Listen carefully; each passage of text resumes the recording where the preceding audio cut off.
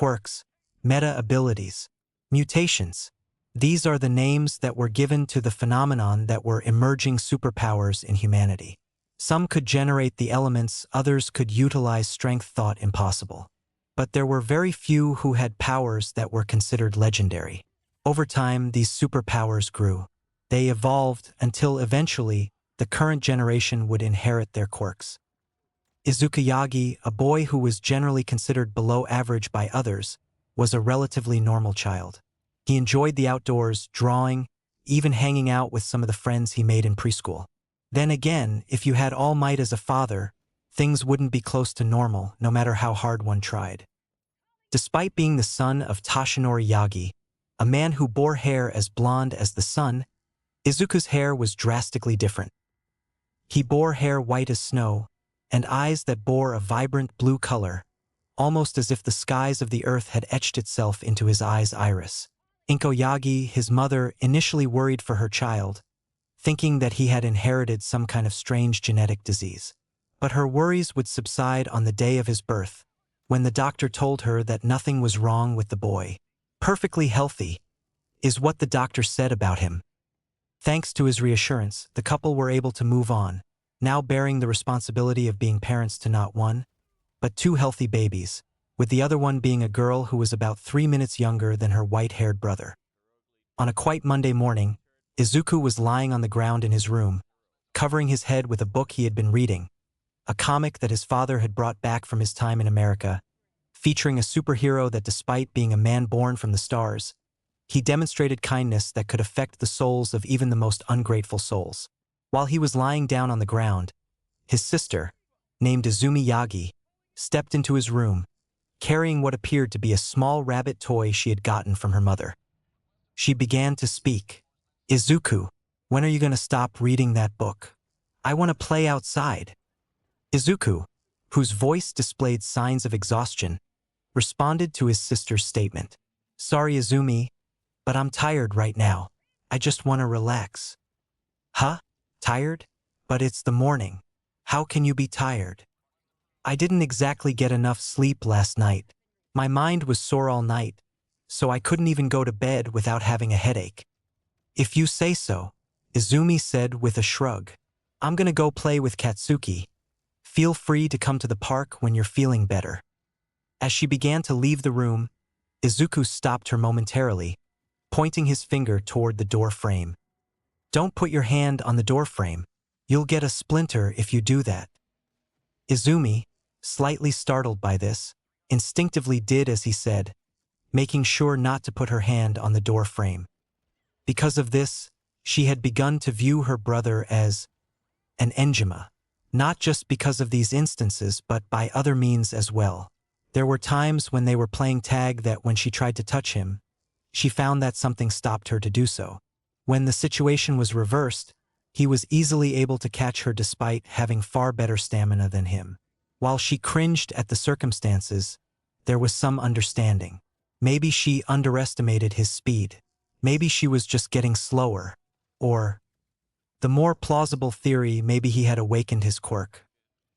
As she exited the house, ready to go to the park, Inko approached her, confused by something. "Where's your brother? Is he not going with you?" "Nah, he said he had a headache or something." "I see.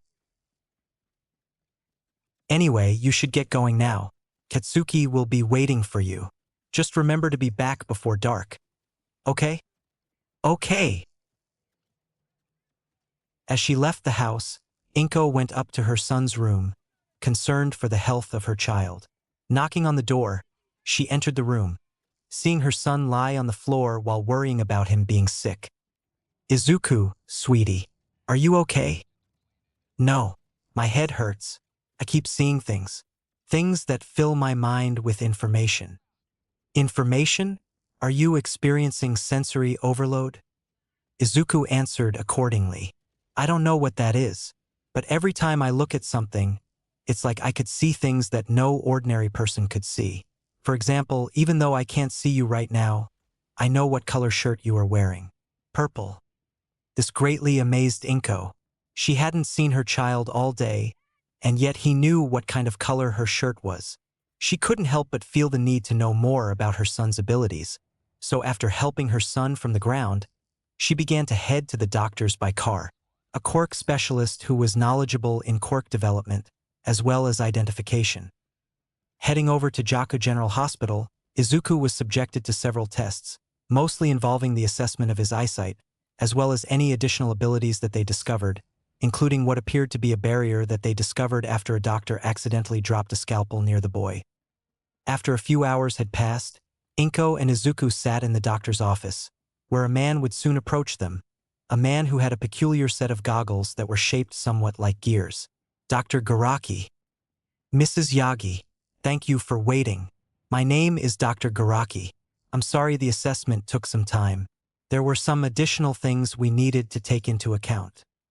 Oh, it's no worry. So long as my son is okay, I don't really mind the wait. So what exactly did you find out?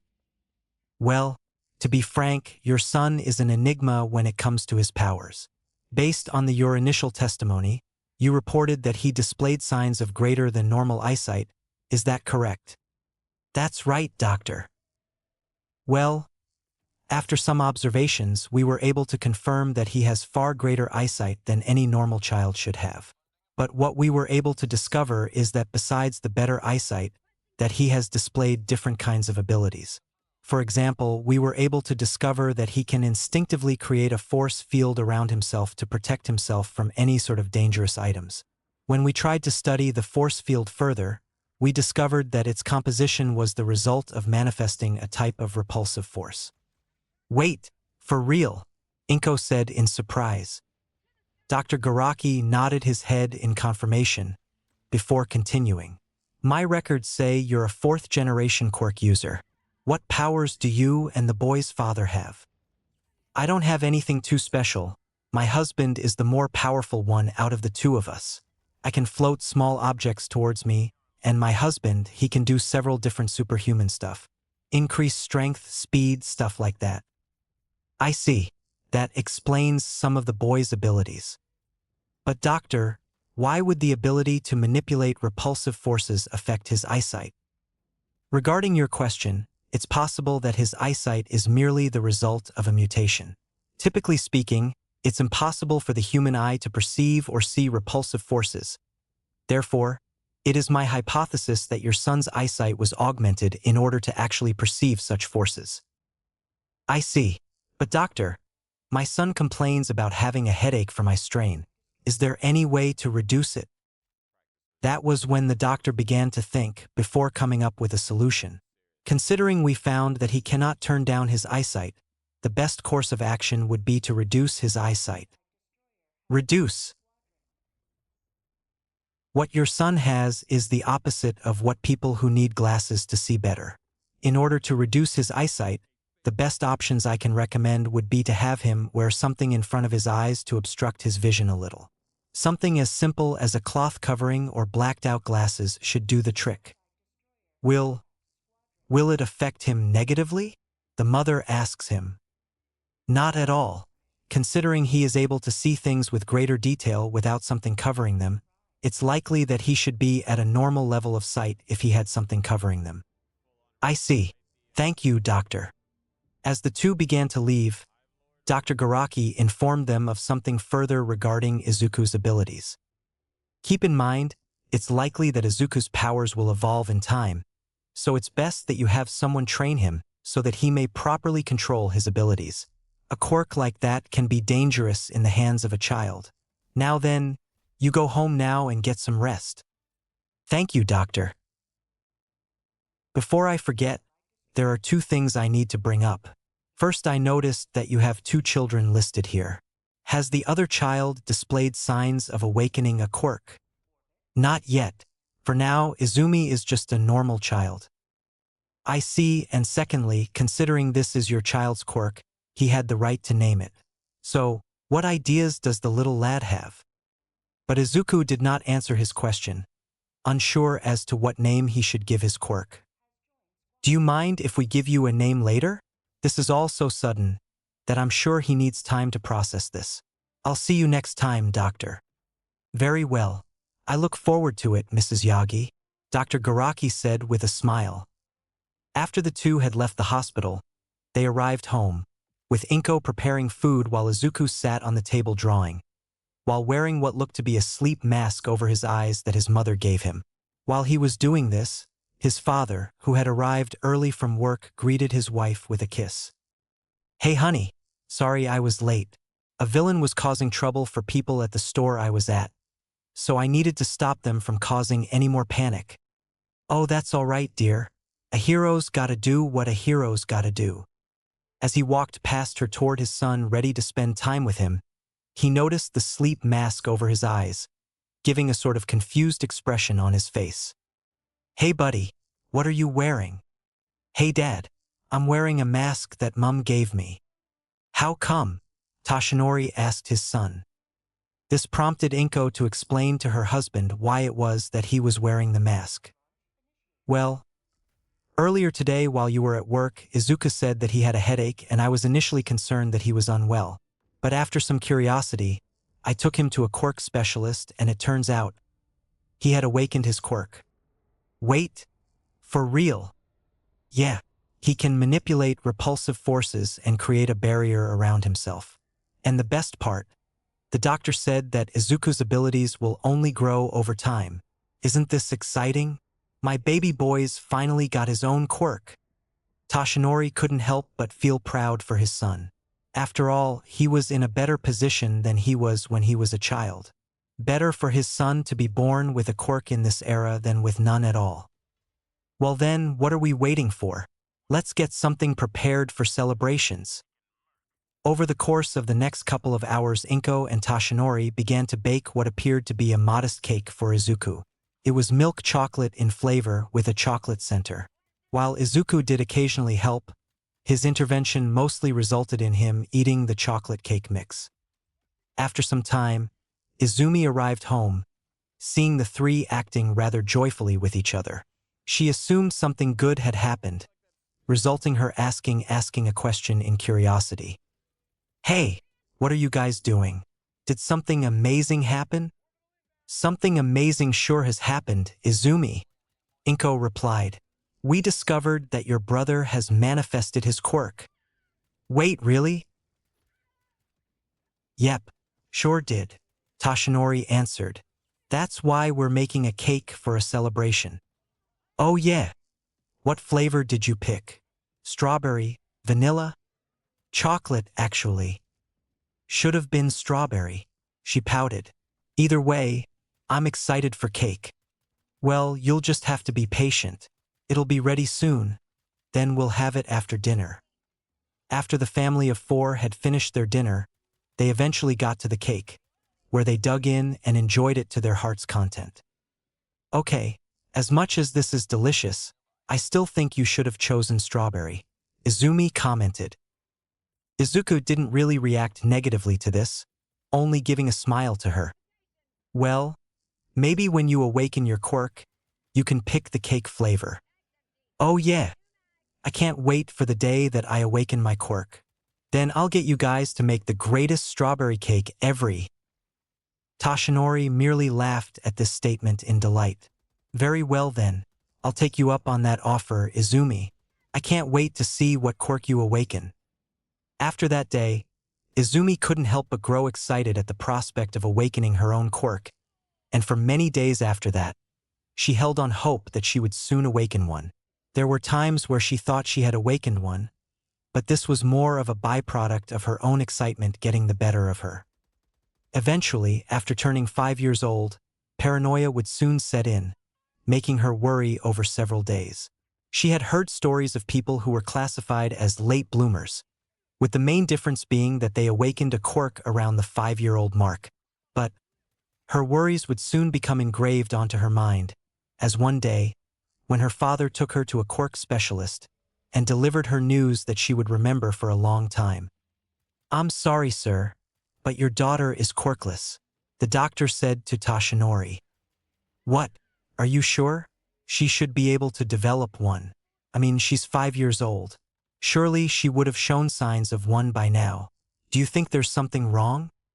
"Well, Based on you and your wife's records, young Izumi here should have shown signs of one of your quirks or have a combination of both.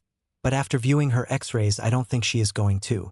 You see, when superpowers first began appearing, there were many research studies conducted and doctors discovered a link between the bones of a person's foot and their likelihood of developing a quirk. He said, bringing up an X-ray. The X-ray itself showed what looked like the pinky toe having two distinct joints, causing Toshinori to remain stoic upon hearing his words. People with powers only have one joint in their pinky toes. Their bodies have developed into a more streamlined version of the human form. On her X-rays, it shows she has two joints in her pinky toes, like roughly 20% of the other population. Based on the research that is available, it's safe to say your daughter isn't going to develop a quirk. I see. Thank you for your time, doctor. Let's go, Izumi. From there, Izumi remained quiet for some time, ignoring people who tried to comfort her, including Izuku, who saw no reason to think any less of her. Though there was slight jealousy in her heart, she didn't blame Izuku for her quirkless status. After all, what evidence did she have to make such a claim? For a while, despite her condition, she was a relatively normal child. Though others did look down on her for her lack of a quirk, she didn't really care. However, her jealousy would only grow as time passed on, though she did not show it. Why did she have to suffer? Why did she not have a quirk? Why was Izuku the only one to be blessed with a power? And all that jealousy reached its breaking point, when one day, at 6 years old, something happened that made Izumi have a realization. During an instance where the kids at school tried to attack her with a stick, Izuku stepped in front of them, defending her from their attack, all while they snickered amongst themselves. So, the old man wants to defend his sister. Well then, I hope you enjoy getting hit with a stick. Tsubasa, do you not know what this guy's quirk is? He's just gonna repel your attacks. So, I just have to wait until he can't keep up that annoying barrier of his. Oh, is that right? Well, since there's 3 of you with sticks and only 2 of us, how about we even the odds a little? Drop your sticks. Huh? What makes you think we will do that? Tsubasa said with some snark in his voice. Well, if you don't want to take it down a notch, then I'll just have to even the odds. A different way. Izuku waved his hand slightly, with Tsubasa suddenly being pulled away from the group, slamming into the tree behind them. The other 2 panicked at this and began to run away, carrying Tsubasa with the little strength they had. Okay, I went a bit too far with that. I really should have kept that ability under wraps. You okay, Izumi? What did you just do? Oh, that. So, a few weeks ago I found out that I could actually manipulate the forces of both repulsion and attraction. I was feeling a bit cocky just now, and figured I could use the attraction to mess with him a little. But I guess I should have waited until I had better control of it. I'm gonna have to apologize to his parents later, but he was messing with you anyway, so he'll have to apologize as well. Anyway, I'm glad that you didn't get hurt by that guy, he said, offering a hand to help her up. But this gesture only led Izumi to get angry and begin to tear up. Slapping his hand away, she yelled at him with a loud tone, acting rather violent toward him. Don't look down on me. I may be younger than you, but I'm not helpless. So don't get all big-headed just because you saved me. You only protected me because you feel sorry for me. Well, newsflash, I don't care if I'm quirkless. One day, I'll be better than you. She began to run away from her brother, tears still streaming down her face, while Izuku stood still, watching her run off, while he displayed a face of confusion. Why did she do that? He thought to himself. But as Izumi was running away, only a singular thought crossed her mind. A thought that resulted in her creating a wedge between them. A wedge that led her down a path of hatred and disgust of her brother. He stole it. He stole it from me. He stole my quirk. After the fight that Izumi and Izuku had, things had grown distant between the 2 siblings. Whenever Izuku tried to play with her, she would shut him out. Whenever he wanted to give her snacks, she smacked it away, saying that she was not interested. It eventually came to a point where Izuku believed that Izumi wanted nothing to do with him. So, acknowledging her hatred for him, he decided not to annoy her any further, only interacting with her during dinner and when they were with their parents. This was the nature of their relationship for the next few years of their lives, with Izumi training her body and mind every day without a break, while Izuku merely enjoyed life as best he could, making sure to take breaks from the busy life on Saturdays and enjoy the view that he saw in the outdoors. On a particular Sunday, at the age of 10 years old, he was busy walking around what appeared to be a small park. He would look up a nearby tree, seeing the leaves sway with the wind. He enjoyed seeing nature playing its role of creating some kind of beauty. He thanked God for giving him the chance to enjoy a peaceful walk like this.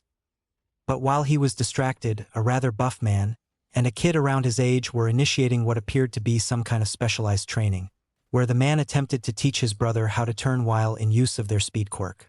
A quirk where the boy had some car-like engines on the calves of their legs. The boy began to turn it on and burst through the area in a straight line, while his brother freaked out, seeing Izuku standing in the way. "Tenya! Turn! You're gonna hit him!" But the boy named Tenya was unable to do as his brother instructed, tears appearing in his tear ducts, as he prepared for the worst to happen. Seeing no choice, the older man decided to warn Izuku, calling out to him, "Hey kid! Get out of the way! You're gonna get hurt if you don't." Izuku, hearing the man's plea, did not listen to him. Instead, he activated his quirk, anticipating the collision and planning to defuse the situation without issue. When Tenya finally collided with Izuku, he found himself having not actually hit Izuku, but was instead stuck in midair until his engines began to power down. "So, I take it you're still in the beginning stages of training your quirk?" Izuku asks the boy. "Why yes," the boy named Tenya said with stiffness in his face. "Don't worry, I'm the same, at least in certain areas." After around a few minutes of relaxing from the incident, the two brothers began to drink orange juice, giving a can to Izuku as a way of expressing thanks for stopping Tenya, and a means to apologize to him for nearly risking his life. "I am terribly sorry for almost hurting you," Tenya said with a bow. "I was acting recklessly and put your life at risk. I ask for your forgiveness for my transgressions. Though I will understand if you don't want to dash." "Oh, it's cool." "Wait, what?" Tenya said with surprise. "I understand that you and your brother were merely just training your abilities. After all, my father does the same with my quirk." The older brother was surprised by this laid-back attitude from the boy.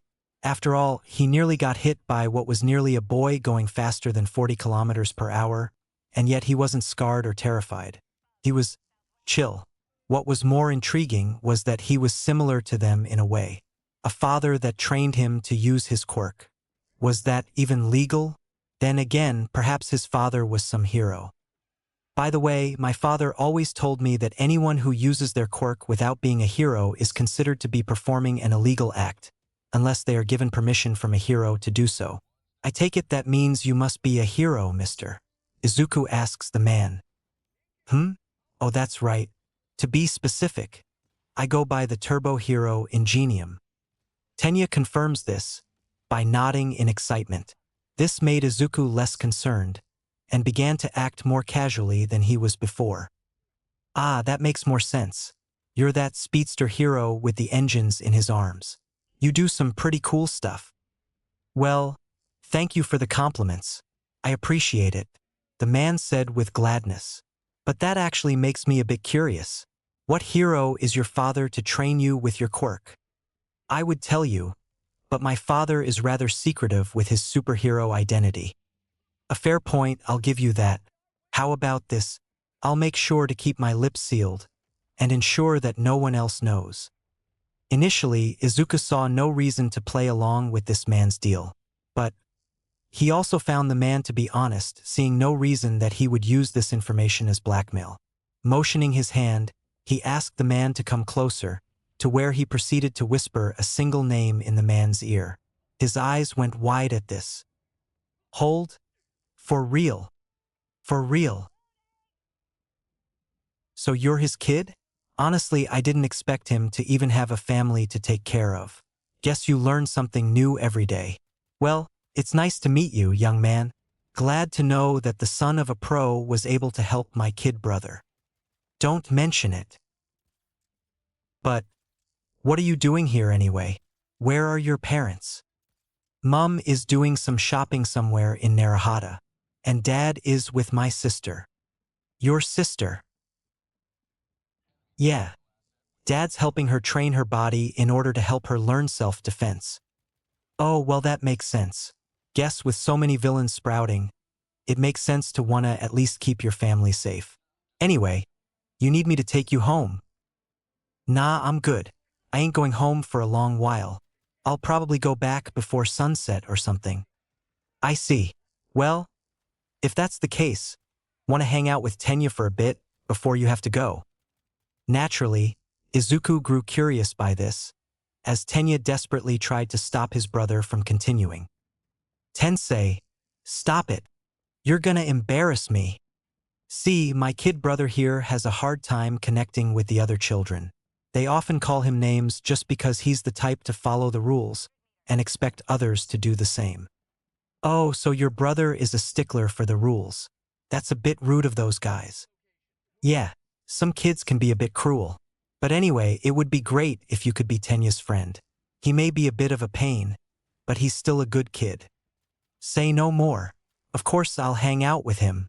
If his classmates are upset at him because he follows the rules, then let them, but there is nothing wrong with following the rules. The hero, now named Tensei, smiled at this proclamation. Alright, cool.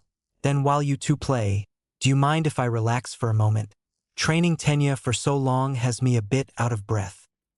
Okay, sounds good. Come on, Tenya, let's go play. The two began to play some simple games with each other, while Tensei rested from looking after his brother. They pretended to be in a multitude of situations, with some including them pretending that the floor is lava, that they were fighting some invisible villains, or pretending to be in some kind of dance battle, which both of them were promptly bad at. Eventually, after spending around 30 minutes doing so, they began to relax with a game of chopsticks. So, you wear glasses as well. Do your eyes give you headaches as well? Izuku asks him. No, Tenya answers in confusion.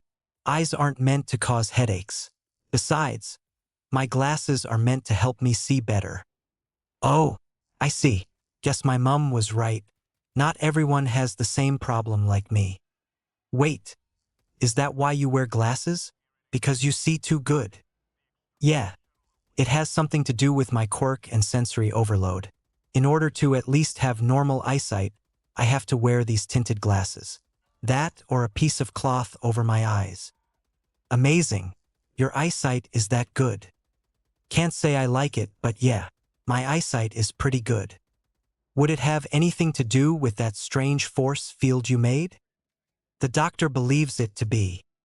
That's so cool, Tenya shouted. So what do you call your quirk? Well, the doctor told us that because it's my quirk, I can register it however I'd like. So I went with something simple, limitless. Tenya cringed at this name, but chose not to tell him his opinion of the name. So, those engines coming out of your legs, can you take them out? Huh. I mean, is it stuck to your skeleton?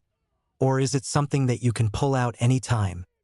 Well, to make a correction, the things sticking out of my legs are mufflers. Secondly, I have no clue. You don't?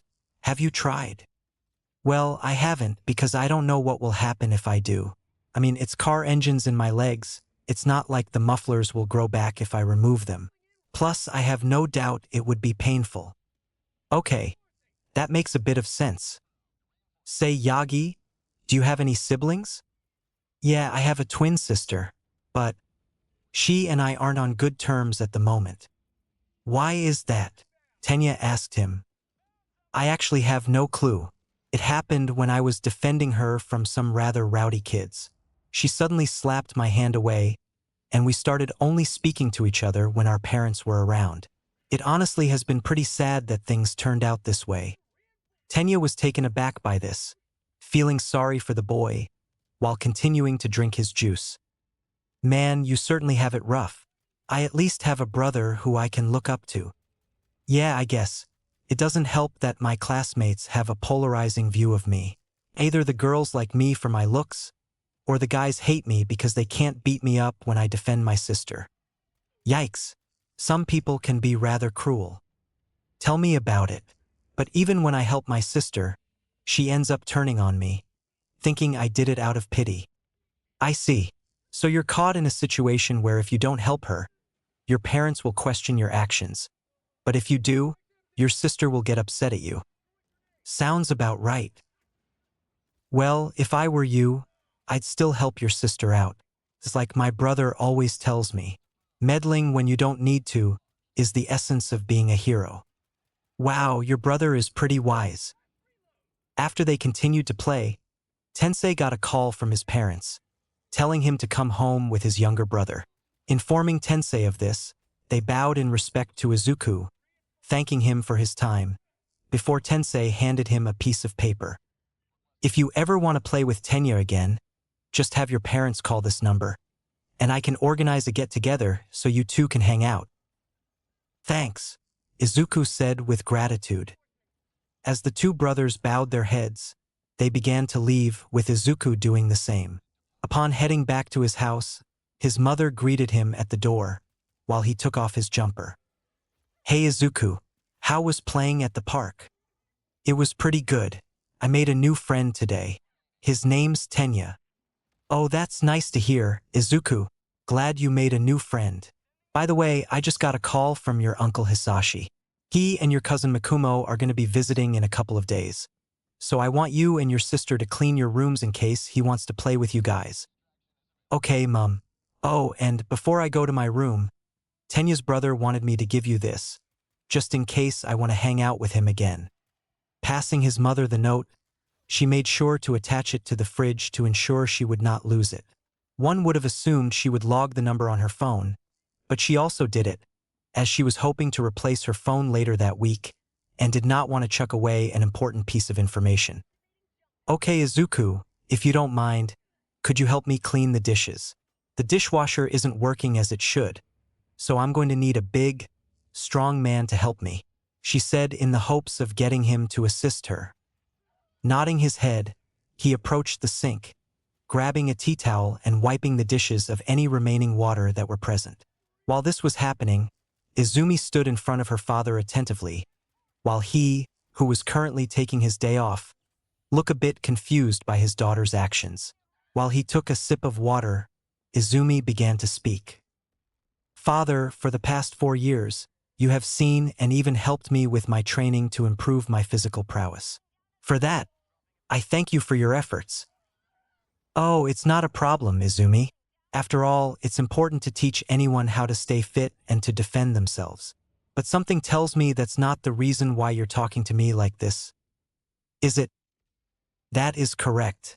Father, as you have told me, mother and brother, you are the symbol of peace. You also said that the big villain you fought against years ago hurt you in a way that could not be fixed by normal medical means. This quirk of yours.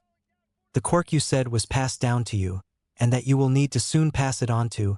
I believe it is within your best interest to make me the 9th successor of One for All.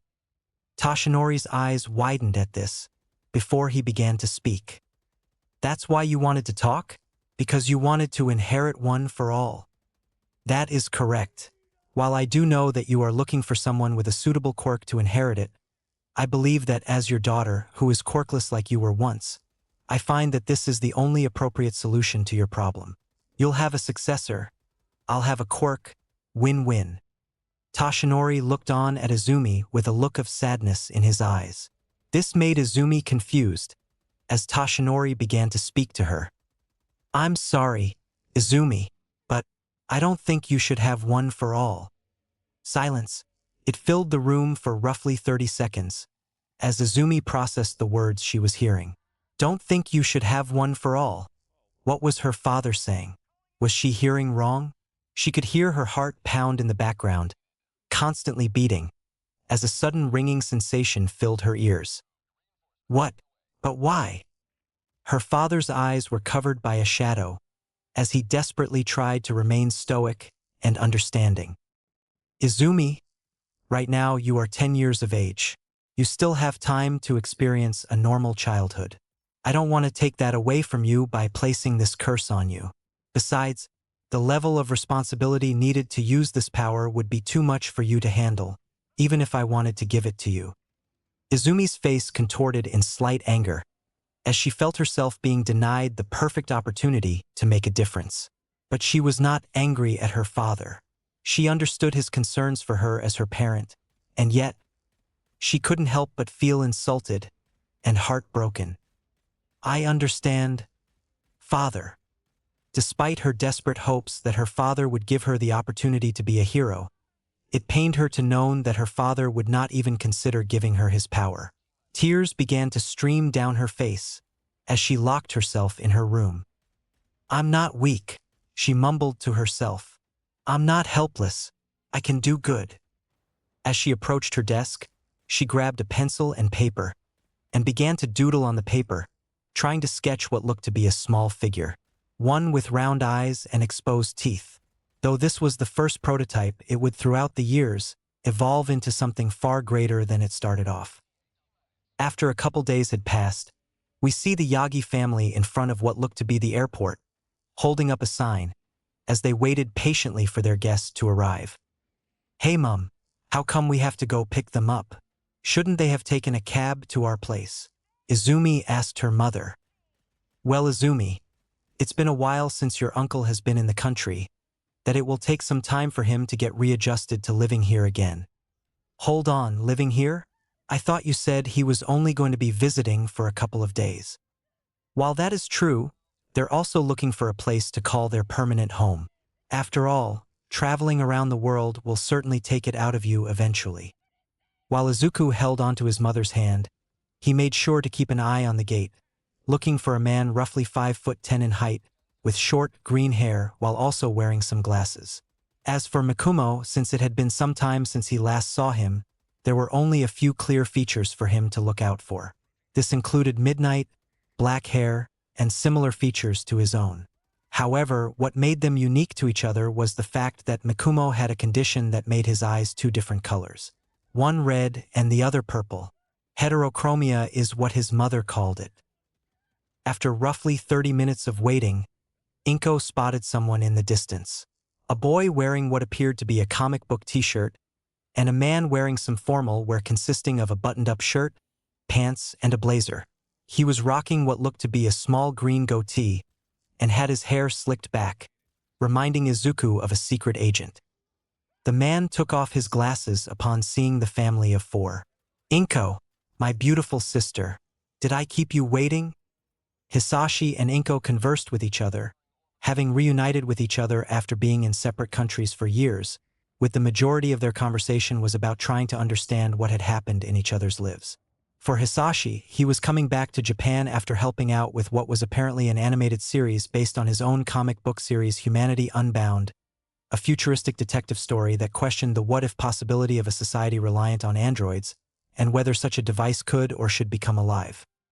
For the most part, Izuku was given the opportunity to read the original comic run thanks to his uncle, but while it was interesting, he was more of a superhero fan. Still, that did not mean he didn't like it, just kept it in the back of his mind.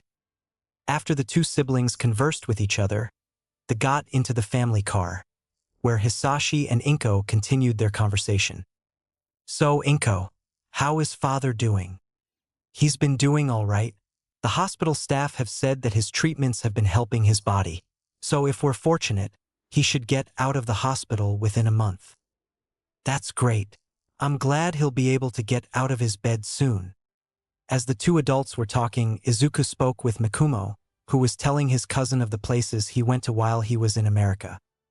So anyway, at New York City, they have this giant statue of this lady wearing strange robes all while holding a torch. I see. And is the torch meant to be like a lighthouse or something?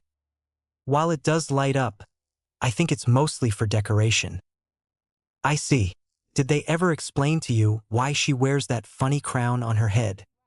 I honestly have no clue myself. Fair. But tell me, what's school life like over there? Well, I will say that school life is far different from those old movies Grandpa Jack used to show us. Really? So there's no bullies? Oh no, there are bullies, just not the stereotypical bullies that snap their fingers and have their friends appear out of nowhere. But my school is a bit different. Fair point. Do you get slack for using your quirk? Well, in the winter, the teacher allows me to manipulate my flames to keep the room warm, but otherwise, I'm not allowed to use it. Let's just say there was an incident that I was responsible for. Yikes. What did you do? Did you burn something? You could say that. Mikumo responded with an embarrassed look. I may have melted a person's car. Hold on, melted? Yep. Father had to pay a lot of money for that poor man's just to replace it. That's why I'm not allowed to use my quirk like that, unless I am told to do so. Wow, that's pretty brutal. The quirk in question that Mikumo was describing was given various names due to the nature behind it. But in essence, the quirk that Mikumo had awakened was given the simple documented name of disaster flames, the ability to manipulate both fire and lava. This was the result of a mutation from his father's fire-breathing quirk. But it was also speculated to be a combination of the fire-breathing quirk and his mother's quirk. Sadly, the young boy did not know what to make of his abilities. Thankfully, he was able to control his powers over the years, really only having trouble with the lava aspect behind it. As they were conversing, Izumi remained quiet, sketching in her book drawing what appeared to be a robot. Hisashi took note of this, complimenting the girl. Wow, that's a nice drawing, Izumi. What is it? Oh, it's nothing special. Well, do you have a name for this robot? Nothing yet. So far I've only come up with Western names, like Jason or Edith, but those aren't cool enough. I see. Well, if you ever need my advice, you can always ask me. Thanks, Uncle Hisashi. The car ride lasted for about an hour before they arrived at the Yagi residence, with Hisashi keeping his luggage in the car before entering the home with his sister and son. So, there's a guest bedroom for you upstairs, Hisashi. As for Mikumo, he can sleep in Izuku's room if he wants. Thanks again for doing this, Inko. I can't tell you how much help this is going to be. I'll be sure to keep the guest bedroom tidy. Mikumo, who entered right after them, asked Izuku about any activities they could do while he was at their place. So Izuku, what exactly can we do around here? I mean, I doubt you guys have any video games to play. I mean, we do, but it mostly collects dust nowadays. We can go to the park if you want, but I can't guarantee that it will be peaceful over there. How so? Well, let's just say we might encounter Katsuki if we end up hanging out at the park. Katsuki? Who is that?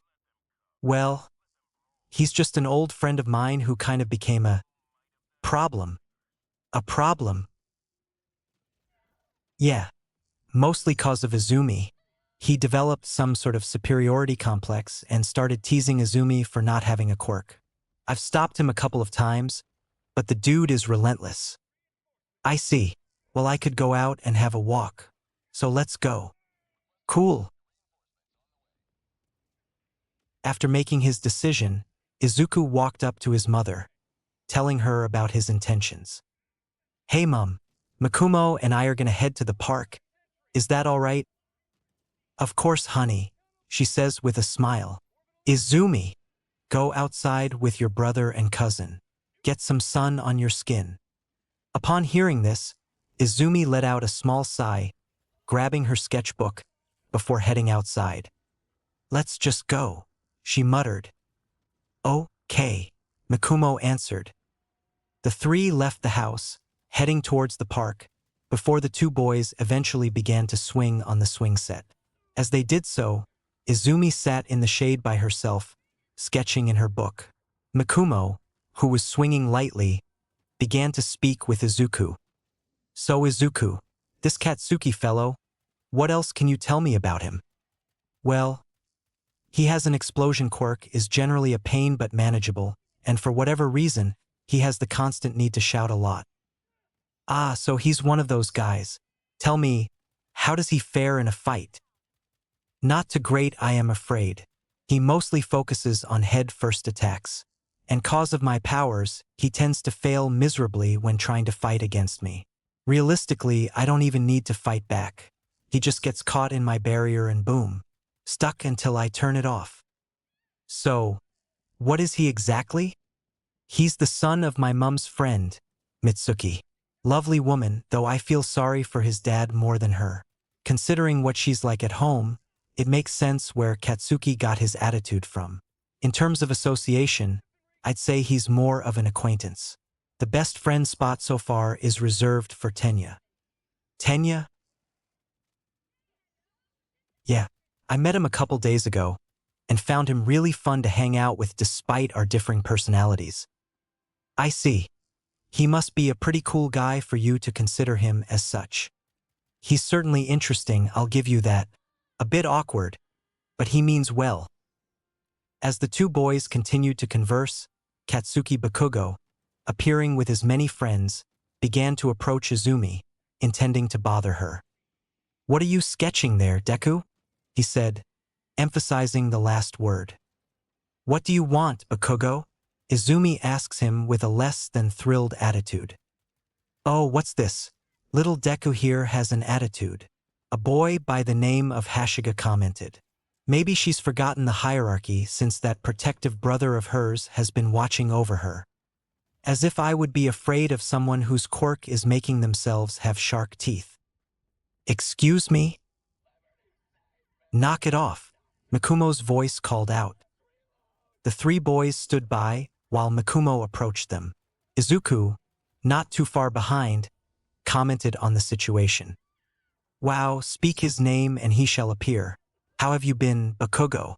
If I remember our last altercation, you accidentally hurt yourself after trying to unleashing an attempted flying attack on me." But Katsuki was not amused by the interaction, as he scowled at him. "Izuku Yagi." "Yep, that's my name. Try not to wear it out." "What do you want? And who's the carbon copy standing with you?" "Ouch." "I am Mikumo Midoriya. My connection with these two is one of family. My father happens to be their mother's brother. You must be the one called Katsuki Bakugo. For the sake of ensuring that no one gets hurt, I ask that you leave my cousin alone. She has dealt with your trouble for far too long." "Oh? And why should I?" Katsuki asked with bravado. "What trouble could you bring me if I were to continue?" Mikumo thought about what he should do to mediate this problem, finding it hard to come up with a solution. While he could simply try and use his quirk to slightly burn their pants away, the greater consequences from such actions would likely cause backlash. So, having no choice in the matter, he had to pull the parent card. "Well, if you decide to hurt her, I'm gonna go ahead and tell on you to all of your parents." The two other children began to laugh, while Katsuki stood still. "Yeah, right. It's not like Kakin is afraid of his mom. Right, dude?" But Katsuki remained still. His friends began to worry, as his eyes widened in terror. Fear was painted over his eyes, as he imagined the situation that he could end up in if Mikumo were to tell on him to his mother. Experiences that he had been through before, and prayed to never go through again. "Let's just go." "Huh? Katsuki, what are you dash? Let's just go," he shouted before running away. Mikumo smirked slightly, as the other two began to follow their friend. As for Izumi, rather than praise her cousin, only her inferiority complex was present, and elevated ever so slightly. She cursed under her breath, cursing her own weakness, cursing at the very idea that she needed others to save her. All because she was helpless once again. "Not again, not again," she said to herself. After the three had returned home for the day, things had continued as normal, with the family eating and spending time together. Many days would soon pass before Hisashi and Mikumo left the Yagi household, having found a place of their own. But as time continued to pass, Izumi further delved into her own insecurity. Because of her isolation from many in school and of her age group, she had developed a tendency to tinker with machines, whether simple or complex. She would tinker at her inventions with much focus, including a machine in the corner that bore teeth that were exposed and eyes that were round but hollow. Shiny, yet with no sign of life was present. Its design was crude, yet humanoid. The only thing on it was a name that was on its arm. A name that Izumi had given her first creation, Mekamaru. As a couple more years had passed, Toshinori sat on the couch at home, watching some TV, while the weather outside poured heavy rain over their home. He would soon receive a call coming from an international number, with the number indicating that the call was coming from America. Curious, he accepted the call, wondering what kind of potential scam someone was trying to conduct. "Hello? Toshinori? Is that you? It's David. David." "Hey Toshinori, it's been a while. How have you been?" "I've been doing great.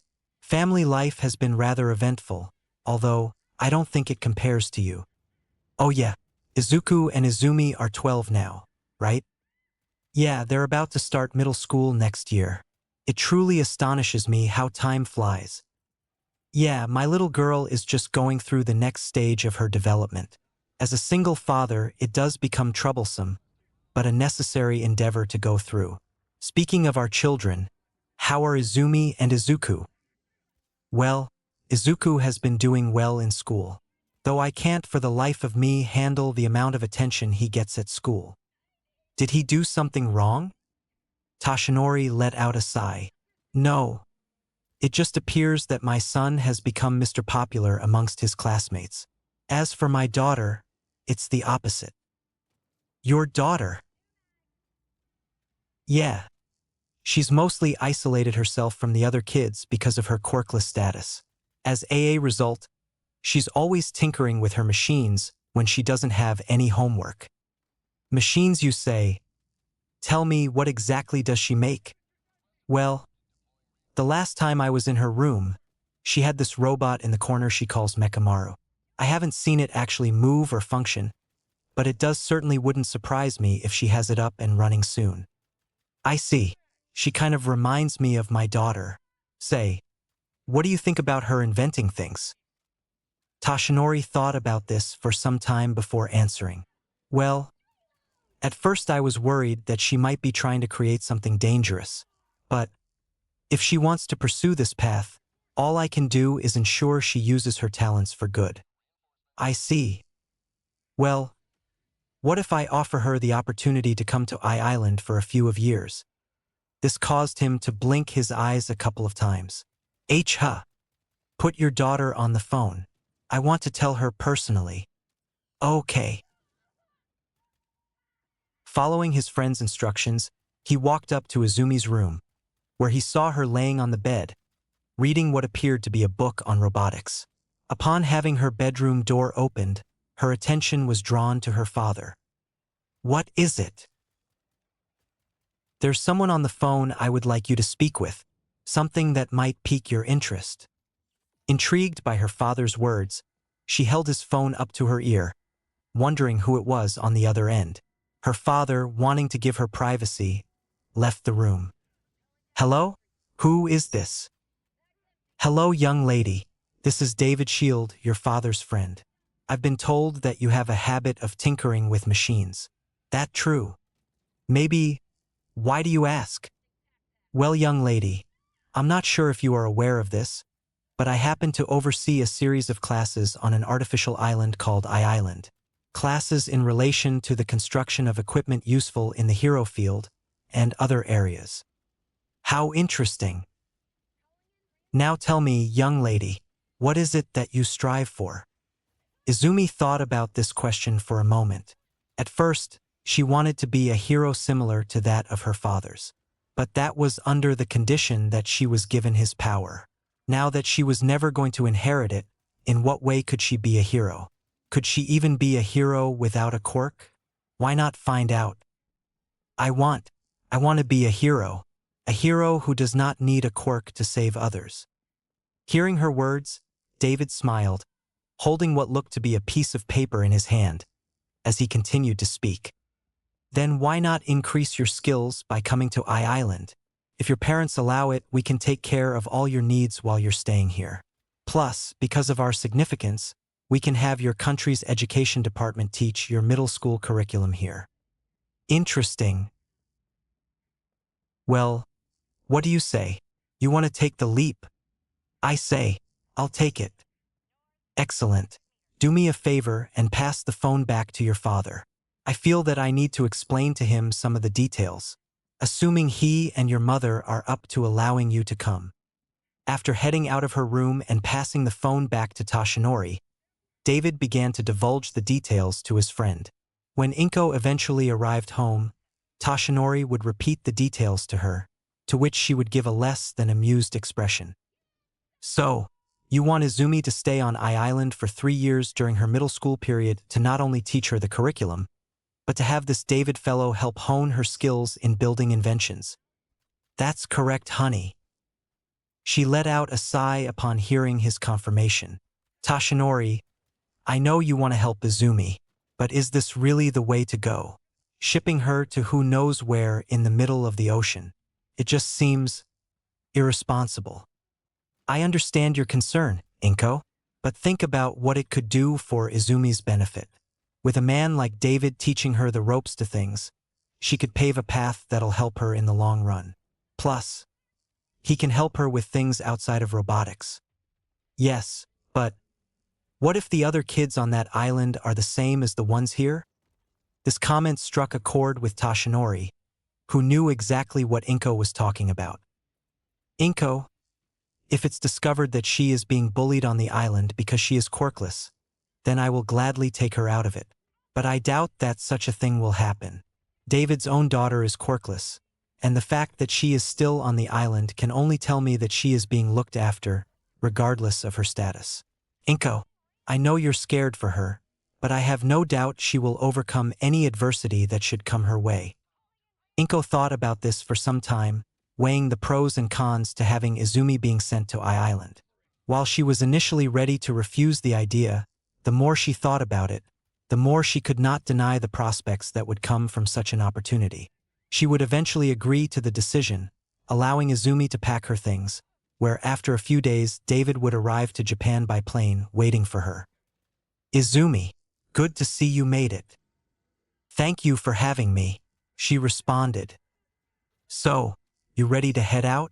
Melissa has been waiting patiently to meet you. Izumi paused for a moment before answering. Not yet, sir. Just a few more things before I go. Turning back to her parents, she would bring them in a warm embrace, holding them tight for a few seconds before waving them a goodbye. Stay safe, sweetie, Inko cried out loud. Don't forget to call us every once in a while, Toshinori shouted. After boarding the plane, it would take some time before the aircraft flew out of Japanese airspace, heading towards its destination. While staring out the window, Izumi would be stuck in thought as to her future prospects, primarily relating to her brother. Izuku, I won't allow you to continue seeing me as weak ever again. When the time comes, I will show you that I am far stronger than you realize. I will beat you. After Izumi's departure to Island, 3 years would pass, with the two children being roughly 15 years of age, and in the final year of their middle school lives.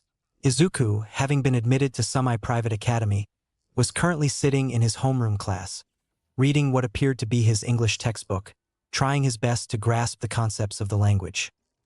He sighed under his breath, as Tenya looked at him with slight concern. What wrong, Izuku? You've been reading that book for a while. Sorry, I'm just a bit annoyed by the homework, I guess. Oh, the English homework? Yeah, I mean, it's just more tedious than complicated. I can see what you mean. I had to ask my brother just to understand some of the words in this thing. Well, at least we're not reading something in medieval English. Can you imagine if we had to read some of those plays the teacher was telling us about? I would imagine that some of our classmates would find it a bit difficult, including us.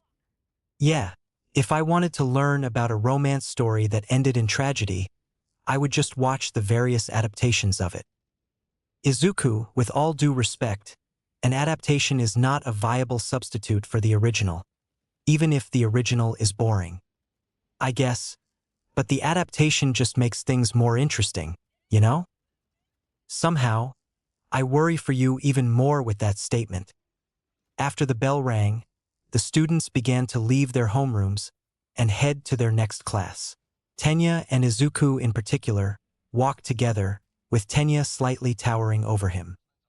So Izuku, where are you hoping to go for your hero career? Personally, I'm hoping to get into UA's hero program. UA, huh? I don't know. I heard online that they were going to change the hero program to lower the amount of students that get admitted it. Well, those are merely rumors. But if it is the way they are going about it, I believe it is to go down the route of creating quality heroes rather than inflate numbers. Makes sense. But I was kind of thinking I should go to Shiketsu for their hero program. Shiketsu, huh? Forgive me for asking, but why Shiketsu? Surely a man of your talents would benefit far more at UA. While that is the case, there is a far more pressing matter than mere growth. Their uniform colors. Tenya blinked his eyes upon hearing this. I beg your pardon? Tenya, with a guy like me, style is one of the most important aspects behind my look. You know how people pair dark and light clothing together? It's kind of like that. I need a uniform that complements my lighter side, he said, pointing to his hair. You only picked Shiketsu because the uniform complements your hair? Of course, darker uniforms complement my hair better. UA's gray uniform just doesn't work for me, you know? Alright, I'm sure that the school can change your uniform to fit your desire. After all, my brother did tell me something one of his old classmates told him. Old classmate? Yeah, they apparently work as a teacher at UA. They told him about some new uniform policy the principal wants to encourage. Something about customization.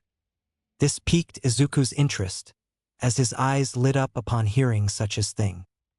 Very well, UA it is then. You folded that easily? After this conversation, the two go about their daily school lives, going through the motions that each of their classes presented. It took some time before the two of them finished the school day and proceeded to walk home.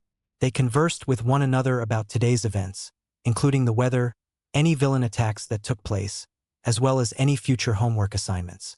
Things were realistically good, with the two of them separating as soon as Izuku got to the train station.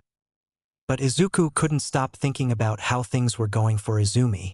They hadn't had a proper conversation between each other for years now, and the more time passed, the more worried he had become for his sister. Was she doing okay? Was she all right? These questions were on his mind as he finally walked off the train and walked underneath a long tunnel back home. Izumi, how the years have passed for us. Tell me, do you still bear that hatred towards me? As he walked through the tunnel, the sound of clanging metal echoed behind him, with the manhole cover shooting up into the tunnel ceiling and creating an indent into it.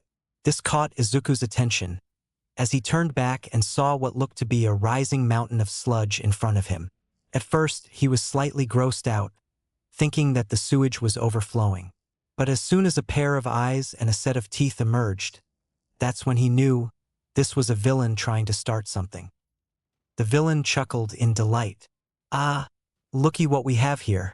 You will make a perfect skin suit for me to hide in, kid. So, you trying to take control over my body? No thanks. I don't feel comfortable with that. So if you could just leave me alone, that would be great. The villain grew slightly annoyed at this back talk and leaped into the air, wanting to engulf the boy. But as he was about to start his villain monologue, he noticed that something was wrong. He wasn't feeling any sort of contact with his body. No skin, no hair, nothing. That's when he discovered that rather than being on Izuku, he was surrounding him, being blocked by Izuku's invisible barrier. What is this? The villain said aloud in confusion. Why can't I reach you?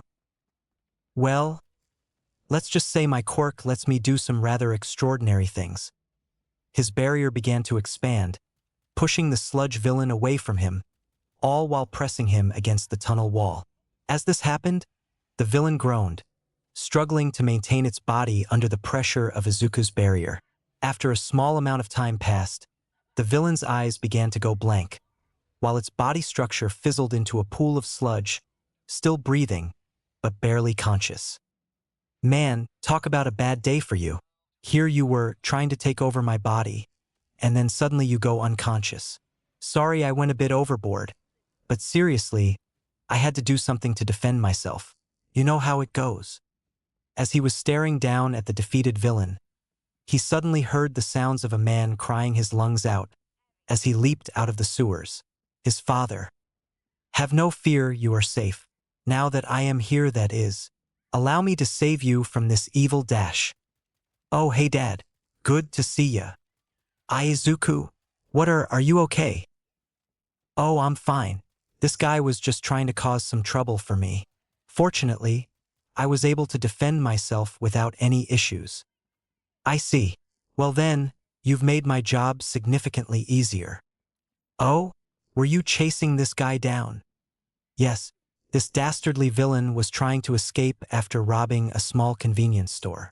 Only problem was that this evildoer was a bit slippery, so I appreciate your assistance. Anytime, Dad, but how exactly are you going to keep this guy contained? He's made of sludge after all. Well, son, that is where we improvise. Grabbing 2 plastic bottles nearby, Toshinori, who was currently all might at this time, was beginning to place the sludge in the bottles, with his son mostly assisting out of courtesy. After a bit of cleaning, the two had finished gathering the bits of sludge, and the villain was completely captured, having no escaping his small plastic prison. Well, it seems like there is no more signs of this villain's sludge, so thanks for the help, son. Hey, don't mention it, Dad. I'll be home with Mom, so don't stay out too late. Very well. I shall see you guys at home. In the meantime, stay safe. His father suddenly leaped into the air, gaining some distance from his son, while Izuku's hair fluttered in the wind from the shock wave created. He stared up at the sky, watching as his dad slowly disappeared from view, before continuing his way back home. After a short while, Izuku arrived at his house, walking through the front door and taking his shoes off as he went in further. Hey Mum, I'm home.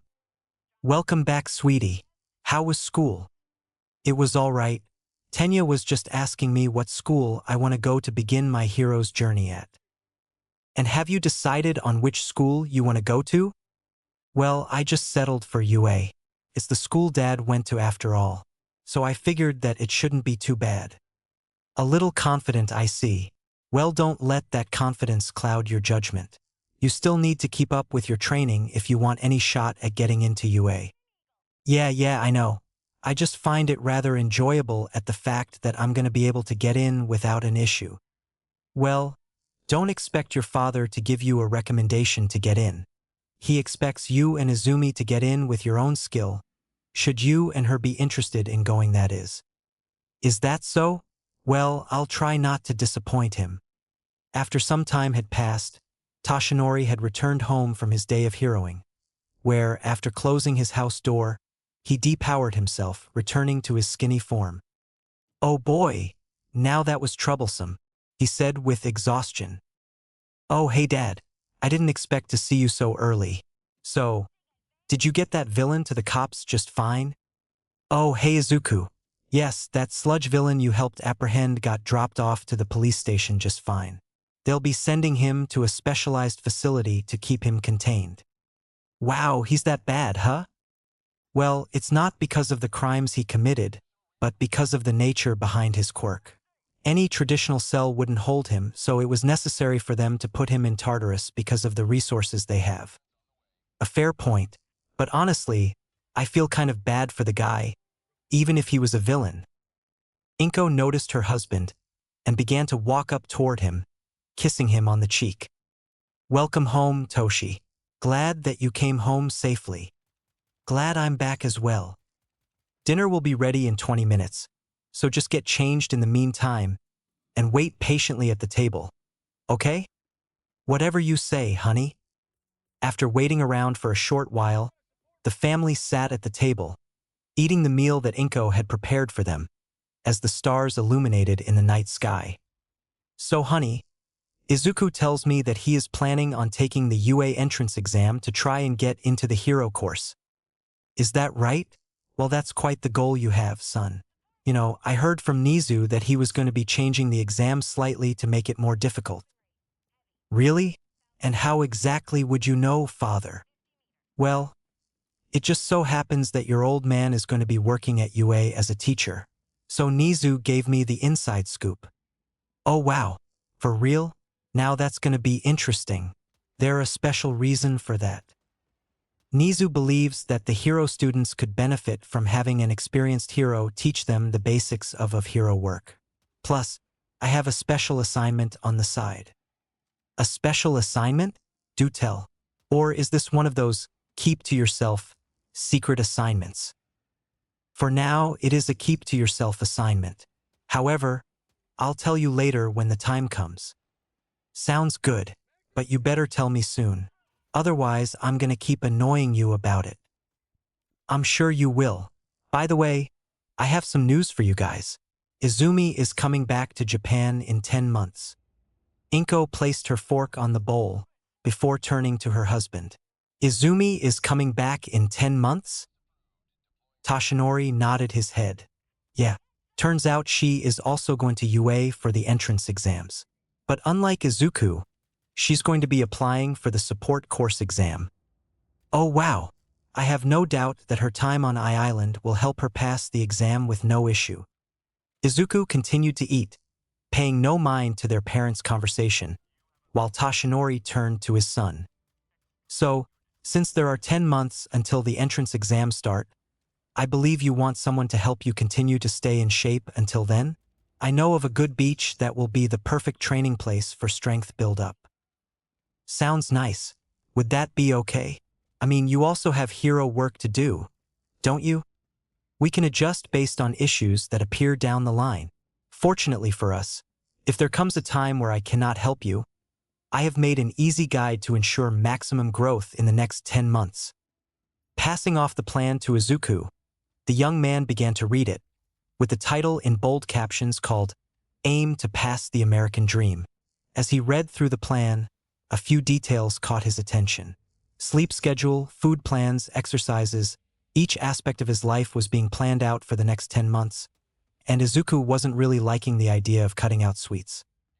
Man, so much to do, he muttered. Follow this to the T and we'll have you strong in no time.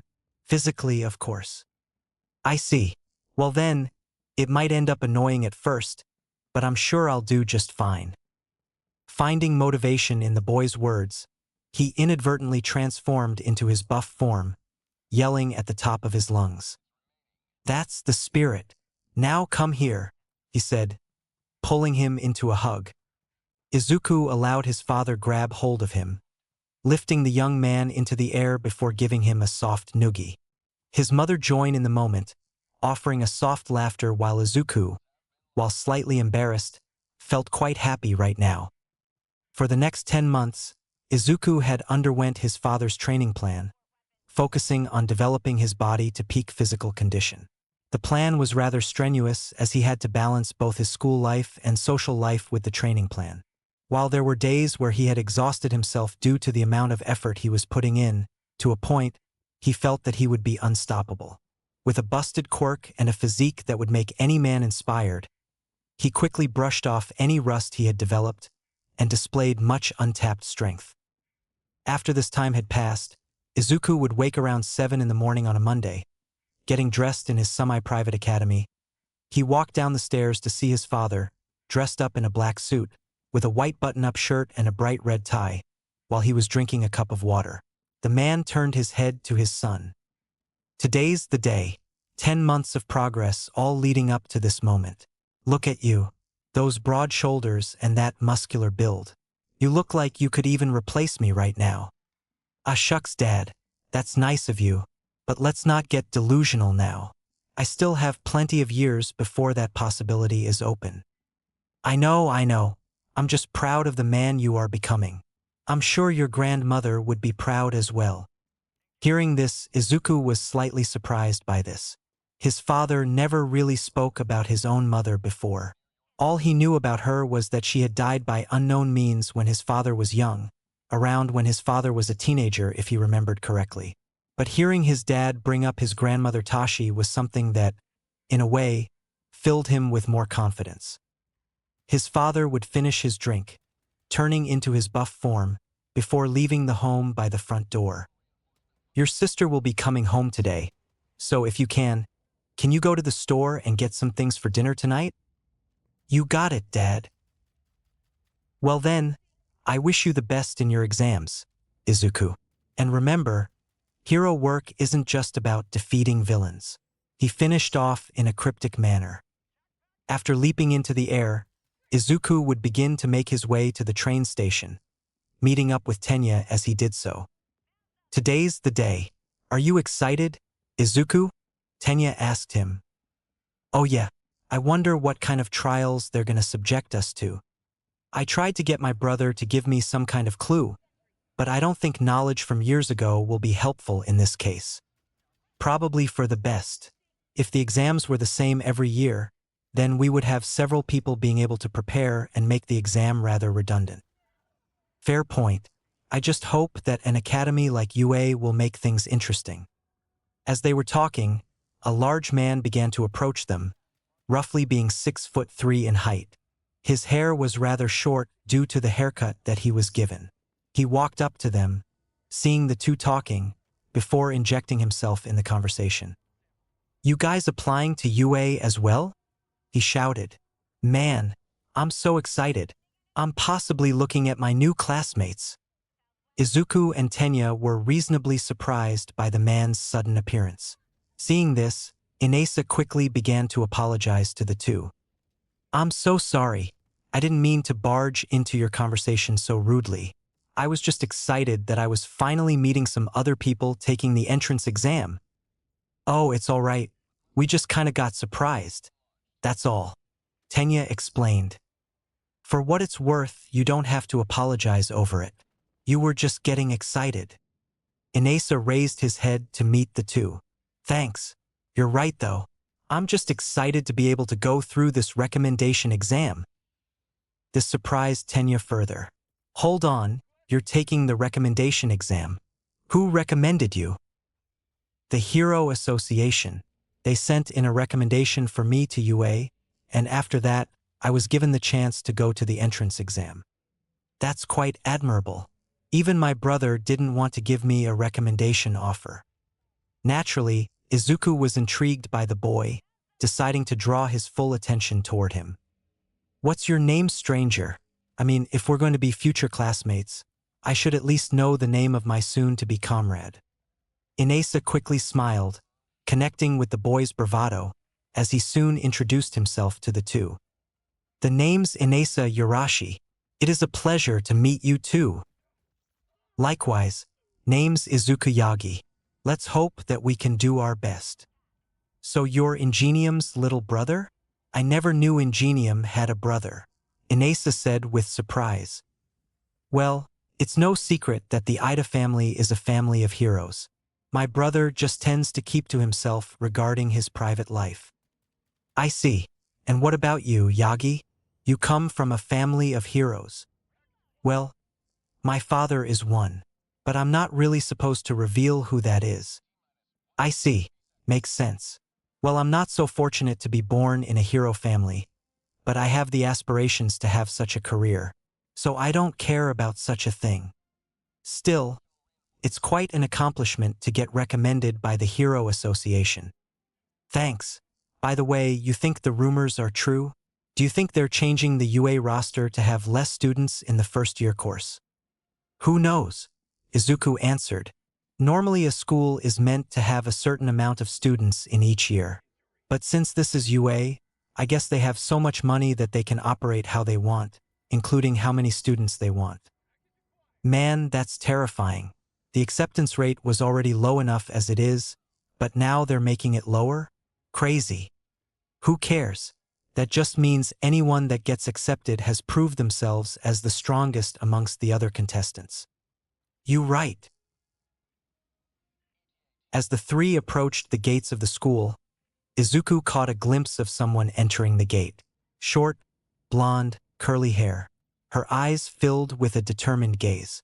It was Izumi. Though he didn't try to approach her, he stood still, not saying a word as Tenya and Inesa looked at him with confusion. "You good, Izuku?" Tenya asked him. "Yeah, you look like you've seen a ghost," Inesa added. "Huh? Oh, my bad. Just saw something that caught my interest." The two of them shrugged, before Inesa stepped forward. "Okay guys, I'm gonna get going to my area now. I hope that you guys do your best."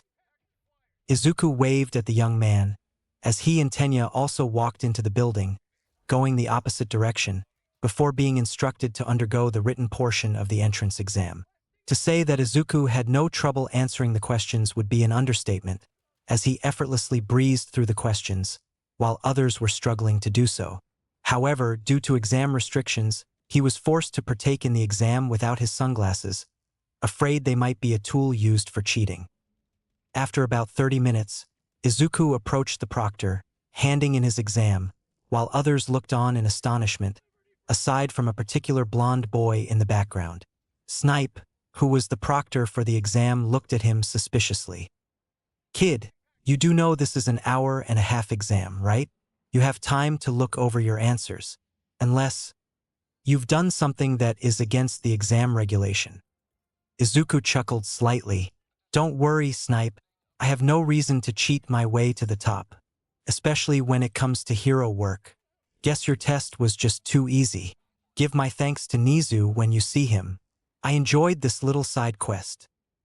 After walking back to his designated area, the other students began to gossip amongst themselves, shocked by the behavior the boy displayed. Fortunately, Snipe forced them to cease their activities.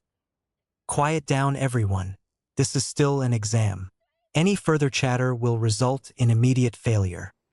Another hour passed, before all the applicants had their test papers collected by Snipe. After finishing his collecting, Snipe left the room and allowed Present Mike to take center stage, ready to deliver the exam orientation for the practical portion. He began to speak. "What's up, UA candidates? Thanks for tuning into me, your school DJ." After doing some dramatic movements with his hands, the hero began to dance, wanting to get everyone pumped. "Come on and let me hear ya." But sadly, none of the students played along with the hero's ploy, as only silence filled the room. "Keeping it mellow, huh? That's fine. I'll skip straight to the main show. Let's talk about how this practical exam is going to go down. Okay? Like your application said, today you rocking boys and girls will be out there conducting 10-minute mock battles in super hip, urban settings. After I drop the mic here, you will be sent to your allocated battle stations. Sound good?" His attempt for the students to engage with him once again failed, as the silence continued to persist. "Man, you kids are no fun." Tenya examined the applicant card that was given to him, seeing the various numbers that were present, before noticing the differences. "I see. So they're splitting us up so we can't work with our friends. A rather good idea, I say," Tenya whispered. "Huh. Guess I can't team up with you." "Oh well, I'm sure we'll do just fine," Izuku whispered back. Okay, let's check out your targets. There are 3 types of enemies you will be facing, each valued with different points based on their difficulty. You will earn said points if you defeat the villains in combat, with the end goal of this task being to get as many points as possible. But check it. Make sure you keep things heroic. Don't want any applicants injured as a result of injury inflicted by others. Okay? There is a 4th villain type, but this type isn't really worth it, as it's valued at 0 points. This caught Izuku's interest. A 4th type worth 0 points? This should be fun. After finishing his presentation, Present Mike continued to speak to the applicants, hoping to deliver some needed wisdom to them. "Now that's all I've got for you lot today. But before you go off to your tests, I'm going to sign off with a little present. A sample of our school's motto. As General Napoleon Bonaparte once laid down, a true hero is one who overcomes life's misfortunes. Now that's a tasty soundbite. You're ready to go beyond? Let's hear a plus ultra. The students looked on at the hero silently, as the hero gave them a thumbs up, giving them words of encouragement to do their best. Izuku, on the other hand, merely leaned back on his chair, finding no need for the teacher to give him such encouragement. He had all the confidence he needed. After the presentation with Present Mike, the students were escorted to their battle centers, with Izuku getting placed in Battle Center B, while Tenya was sent to Battle Center C. Wearing what seemed to be a black blindfold, a gray bomber jacket, jeans, and black sneakers, he leaned against the wall, observing some of the other applicants that were with him. From what he could tell, some of them looked like they were heavy hitters. Though he did not know what their quirks were, he figured that some of them were obvious based on design details, including a guy that appeared to have a drill as hair. Man, so many people with different quirks. I can picture at least a few of them making it to the hero course. Though there's something I still don't understand. Hero work isn't just about defeating villains. I wonder what Dad was talking about earlier. Perhaps he gave me a clue?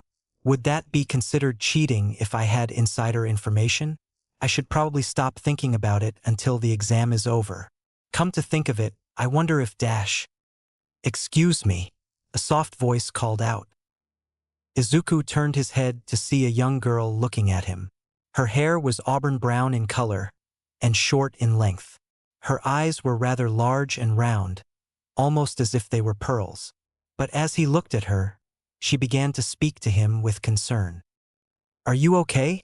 I didn't mean to annoy you or interrupt you, but are you sure you can do this practical exam? You're wearing a blindfold. Esta imagen no sigu nuestras pautas de contenido. Para continuar la publicación, intent quitarla o subir otra. Are you okay? I didn't mean to annoy you or interrupt you, but are you sure you can do this practical exam? You're wearing a blindfold. Staring at the girl, he found himself accidentally leaning forwards, closing in on her, before making a comment of her. You've got a pretty round face. Kind of like a marshmallow. This comment naturally both weirded her out and surprised her. Hold on. You can see me under that blindfold? Indeed I can. From your short, brown hair to your large jacket. I can pretty much see the things other people can. I just wear this to tone down all the information my eyes are sending to my brain. I see. My apologies. I thought you hurt your eyes, or that you were blind. It's fine. Some people have made that mistake before. By the way, how come your jacket is large? Did you accidentally get the wrong size? She struggled to answer. Well, not exactly. My father just got a big size because he believed that I could grow into it. Grow into it, huh? I guess that makes sense. But are you sure it won't be a problem? I mean, your sleeves are practically longer than your arms. It's okay. I can manage. Whatever you say. Having moved past the obvious reason as to why the girl approached him, she continued to look at him, noticing his features in all aspects. You know, if I didn't know any better, I would have assumed you were older. Older how? Well, at first glance with the white hair, probably an old man. Fair point. You know what's funny? If my friend were here, he probably would have assumed you were trying to sabotage me. This caused the girl to freak out. Huh? And no, I'm sorry, I wasn't trying to dash. Right, let's start. A sudden loud voice called out. Catching all the participants' attention, they spotted Present Mike standing on the tall pillar behind them.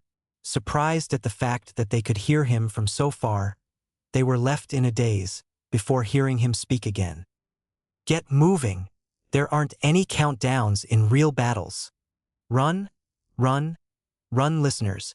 You're wasting air time here. While the other students stood by, still confused by what was happening, Izuku noticed that the entrance to the battle center had opened. It generally confused him how such a thing was able to happen without creating any noise, but he took this chance to run into the battle center, with the other students only realizing once they saw him 100 meters away. This sent them on a frenzy, as they desperately tried to get into the battle center, pushing and shoving other contestants in order to try and get ahead. But once they arrived, things became more problematic for them, as they only saw piles of destroyed robots, each bearing a different number on them between 1 to 3. Further ahead, they saw Izuku, standing over his most recent defeat, all while bearing a smile on his face.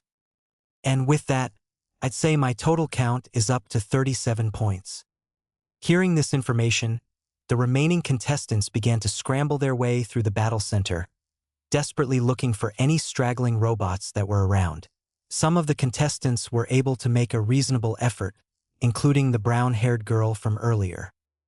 The point count soon approached the 50s, with some of them panicking that they would not catch up, while others began to get cocky, finding no need to eliminate anymore as they were content with their scores.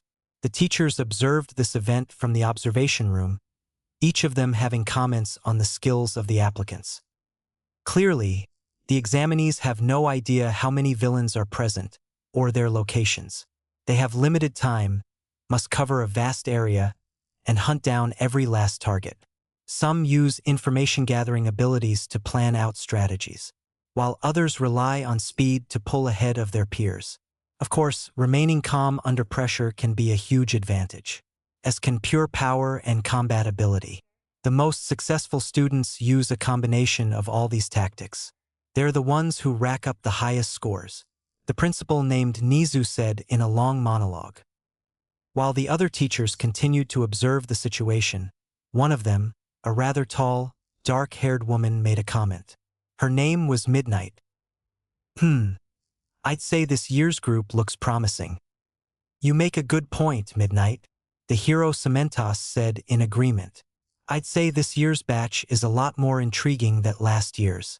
In fact, Snipe has found a particular person of interest. Oh, is that so? Do tell us. Snipe began to divulge the information on his encounter with Izuku, finding it necessary to do so.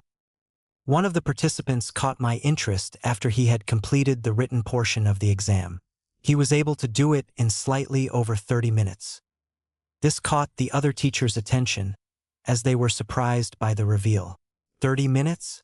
There's no way that could have been right. Was he just exaggerating? Snipe, there's no way such a thing is possible, a hero named Ectoplasm stated. That exam was designed to be completed just before the hour and 30 mark.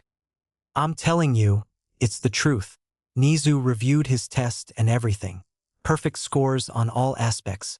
What's worse is that he called it a side quest. This particularly caught their attention. Never in their lives had they heard a student calling Nizu's test a side quest. So the fact that this kid of all people was the first was something that deeply worried them, specifically regarding Nizu's current mind state. It's quite all right, everyone. No need to worry. In fact, I'd say it's quite a fun surprise to hear someone call my test a side quest. Because even if the young man was able to ace my written test, actions show off a person's character more than how much they have studied. Let's see how they will all react when the real test finally arrives. Pushing a button on the main console, the sounds of rumbling began to grow louder at each battle center, all while large explosions were seen in the distance. The applicants turned their heads over to the source of the explosion, each of them being enveloped by a wave of fear. The sheer size of the cause of the explosions only horrified some and startled others. But regardless, each of them was less than thrilled at the appearance of this mighty foe, a giant robot classified as the Zero-Pointer. As a result, many began to run away from the villain, desperately scrambling through the crowds of applicants, all while they tried to keep on the lookout for more villains in a last-ditched effort to earn themselves some points. All except for Izuku, who stood still as the others passed by. So, this is that obstacle President Mike was talking about. Now this is what I call interesting, he said as he began to walk towards it. As he did so, the girl from before ran past him, stopping when she saw Izuku walking towards it. "Come on, we have to get out of here," she shouted. "Nah, I don't think I'll be doing that," he said calmly. "In fact, I'm just gonna take this thing down. Are you insane? That thing is going to crush you. There's no way you can defeat it. Even I can't stop it with my quirk. Is that so? Well then, allow me to demonstrate to you the difference between me and the rest. Lifting up his hand, a large blue energy ball began to form, with the young man increasing its size little by little, all while the girl stood on with surprise. Normally, I've never had to increase this attack size, but for this thing, I'll show off a little bit. Well, what is that thing? Let's just say, my quirk can do a lot of things. This attack, for example, is just me manipulating the force of attraction into a physical attack. Wait, seriously? Yep, I'm not exactly creative when it comes to attack names, but for now, this attack's name is simple. After finishing the preparations for his attack, he condensed its size down, with the attack moving about erratically, with Izuku striking a simple pose as he aimed the attack. Blue. Firing the shot at the zero-pointer, it took some time before the robot began to break down rapidly. Whether it was because its internal parts were being destroyed, or that its body was not able to handle the massive force of attraction, it began to slow down, with several parts falling from it while the rest of it began to disappear. Seeing a large chunk of the zero-pointer fall towards them, Izuku grabbed Ochako, leaping away quickly before it fell on the ground. Naturally, the girl was reasonably embarrassed. "You okay there?" Izuku asked her. "I am fine." "Okay, good. Then I suggest you better get a move on. No doubt there are still robots you want to get points from." "Oh, right. I better get dash." And that's it, ladies and gentlemen. Time's up. The wind blew silently as the horn blowed loudly. The girl stood still, letting go of all the tension all over her body, finally able to relax. "Oh, thank goodness. It's finally over," she said with a sigh. "Yeah, though I do kind of think it wasn't challenging enough. These robots weren't really all that troublesome." "Really? Only you would say that after pulling off a stunt like that. Anyway, how many points do you think you got?" 80 points, he said flatly. "Hold on. For real? Well, I likely only got between 30 to 35. Impressive. Maybe you can tell me more about your abilities." "Oh, sure. Well, I can basically manipulate the force of gravity." "Gravity? How so?" "Well, there are two functions to it. The first part is that I can counteract the force of gravity by creating an anti-gravity field around me." "Oh, I get it. So you can basically nullify the effect of gravity." Cool. And the other function? Well, the other part is just the reverse. I can create a field that intensifies gravity." "Interesting. Does it affect you and everyone in it? Or just those in your field?" "Well, it only affects those that are caught in my field. I have a few ways of applying my ability, though." "Oh? How so?" "Well, if I only want to affect a singular target, I merely have to touch them with my fingertips, and I can affect their gravity for as long as I need to. But for multiple targets, I only need to use it without any sort of contact. Though, under those conditions, the only restriction I have is a time limit." "I see. Very interesting. Oh, hey sweetie, how was the exam?" Breaking out of his trance, he shook his head before answering his mother. "Oh, it went well.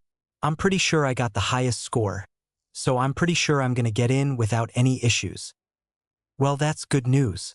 Izumi here also aced her tests, so she should be able to get into the support course." "I see. That's nice. Oh, by the way, I got you the stuff for dinner tonight." "Thanks, honey. I hope it wasn't too troublesome." "It's all good. It was a quick trip to the store, so it didn't take too long." "That's good. While you're waiting for dinner, how about you help Izumi get her things to her room? I'm sure she'd appreciate the help." "Sounds good. I'll get on to that right away." Spotting her luggage at the base of the stairs, Izuku carried it up, with Izumi following from behind. Entering her room, he placed the suitcase on her bed. leaving the room as he did so. Okay, looks like all your stuff is in your room. Want to show me some of the stuff you've brought over? He said in a friendly manner. But rather continue the conversation in a similar manner, she chose to act coldly at him, giving him a similar cold expression. Look, let's get something straight. Just because I'm back doesn't mean you can freely talk to me. Things are different between us. You may have a very powerful quirk, but don't go all big-headed and think that I'm weaker than you. Ha! For our mother's sake, I'm going to talk to you like a normal person, but don't think that we're on friendly terms. You got it. I guess. Good. Now leave me alone. After that long flight, I want to at least get some rest, she said as she closed her bedroom door. Okay, Izuku said softly. After their interaction concluded, Izuku walked away from the room, feeling a bit of loneliness in his heart as he did so. Back at UA, the teachers gathered together to discuss who to accept for the hero course, as well as the general studies and support course. However, one elephant was still present, an elephant that Nizu had to address. Okay, everyone, now that the exams have officially finished, we should begin our selection for our hero course students. As you are aware, we have agreed to change things regarding the hero course, having only 20 instead of 40. I have noticed that over the past few years, current-day heroes are not as strong as previous generations. In order to curb this issue, we should focus on creating quality heroes rather than inflating numbers. So, without further ado, who do you believe we should have be part of our heroics program? After some careful consideration, each of the teachers gave out some considerations as to who should join the heroics program. Well, as we have already noted, this year's batch of applicants are impressive. Good combat capabilities, even greater rescues. Honestly, I can't see one reason for none of them to get into the heroics program. Midnight answers. I have to agree with Midnight, though I think I can speak for everyone when I say there is one obvious choice for a spot in the heroics program. Izuku Yagi. Bringing out his student folder as well as his exam stats, Izuku's profile was passed around the classroom, while Snipe continued his rant. Toshinori's son displayed rather impressive feats during the physical part of the test. He scored the highest amount of combat points, as well as earning himself a good chunk of rescue points. Naturally, I think someone like him is more than suited to join. Toshinori, who was in the room with them, couldn't help but feel a little embarrassed. While he was proud of his son's accomplishment, he couldn't help but admit that Izuku did display some rather bad behavior. You're giving him too much credit, Snipe, a gravely voice called out. The identity of the man behind the voice was none other than a man by the name of Shota Aizawa. Dark and sluggish in nature, his hair covered the majority of his face, with his only noticeable features being a stubble beard and eyes that reflected no joy in them. The boy is too cocky for his own good, not just in the practical portion but also the written portion. His attitude is something that isn't hero material. Based on my observations, he seems to be self-centered and has little regard for others. I'd say we give him the boot. Now, Aizawa, while I can see your reason behind your suggestion being sound, the purpose of this institution is to help remove those impurities. Izuku may be cocky now, but he is still young. He has time to nurture other aspects behind his persona. Now, are there any other suggestions? Vlad, you oversaw the recommendation exams. Any people you suggest? Out of all the recommendation students, only 3 of them stood out to me. First things first, we have Shoto and Inesa. Both students performed exceptionally well in the practical portion of the exam. As for Momo Yaoyorozu, she performed well in both aspects. Are there any objections to them being in Class 1A? Each of the teachers swayed their heads, finding no objections to having the 5 in the class. Good, so that makes 4. Any suggestions for the remaining spots? The teachers continued their meeting, suggesting different students to recommend, while also arguing with each other regarding the choices. But the results of such a discussion would not be known, as Toshinori would soon arrive home, seeing the family at the dining room table, enjoying a home-cooked meal. "Welcome back, honey. Glad that you made it." "Thanks, Inko. Sorry, I was stuck with Nizu for a bit before I could leave." "It's fine. No stress here. Sit. Let's eat now." "Say less," Toshinori responded, having developed an appetite. The family ate their food calmly, with both parents asking Izumi all sorts of questions regarding her stay on Island, to which she calmly explained all the work that she had done. For the most part, her work consisted of creating all sorts of different inventions, including one that came walking down the stairs, making its first formal appearance. Honey? What is that thing?" Inko asked her. "Oh, this is the latest iteration of my invention. I call it Mekamaru." "I see. Just make sure you don't leave it out. Okay?" "Yes, Mum. I'll make sure I keep Mekamaru from roaming around." The four continued to eat dinner together, sharing a special moment together while the hours of the night passed. But Izuku still felt the loneliness that he experienced moments ago. Despite him and his sister talking to each other, he still felt that she was keeping her distance from him, something that over time began to hurt his heart. This routine would continue for some time until eventually, 2 letters were sent to their home, each one bearing the UA insignia on the red candle wax seal. "Izuku, Izumi, it's here. Your test results from UA are here." Izumi grabbed her letter from her mother, deciding to open it in her room, while Izuku merely stared at it, before his mother handed him the letter. There, he would wait for a short while, sitting at his desk as he carefully opened the letter, finding a hologram projector? After removing the device from the envelope, it began to display an image of Nizu, who was currently sitting at his desk, exuding authority despite his short stature. He began to speak. "Greetings, Mr. Yagi. I am principal of this fine academy, but for our sake you can just call me Nizu. Now, normally it would be All Might that would speak to the recipients of these letters. However, you have sparked my interest after much discussion."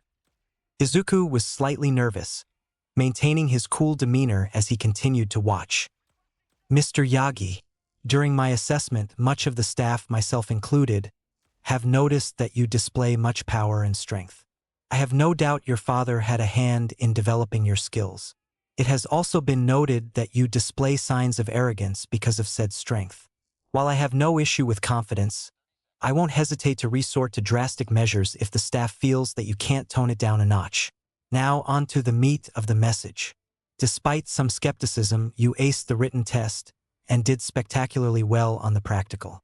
Based on that, you are more than qualified to join the UA Heroics program." "Nice!" Now, before attending this school, you are to understand that as a student of our academy, you are to treat both fellow students, staff, and the public with respect. Because of the public's faith in this institution, we are hoping that you will showcase the desire to show them that you have their best interests at heart. But that will come in due time. For now, I congratulate you. Welcome to UA High." Izuku smiled as he heard this last part. "Oh, I can't wait." After exiting his room, he met with his mother, giving her a thumbs up before she hugged her son in excitement. "Oh, my baby, I can't believe you got in." "Well, is that really true?" "Well, I can believe, but still, this is great. My baby boy, you're growing up more and more every day." "You bet, but I'll always be your son, no matter how old I get." The two share a moment together, while in the background, Izumi sat in her room, smiling slightly, as a big congratulations text hovered in front of her. She had gotten into the support course. What was going on in her mind, even she didn't know. But what she did know was that she was going to prepare, not only to hone her skills further, but to try and build something. Something that could defeat her brother and show him that she was not weak.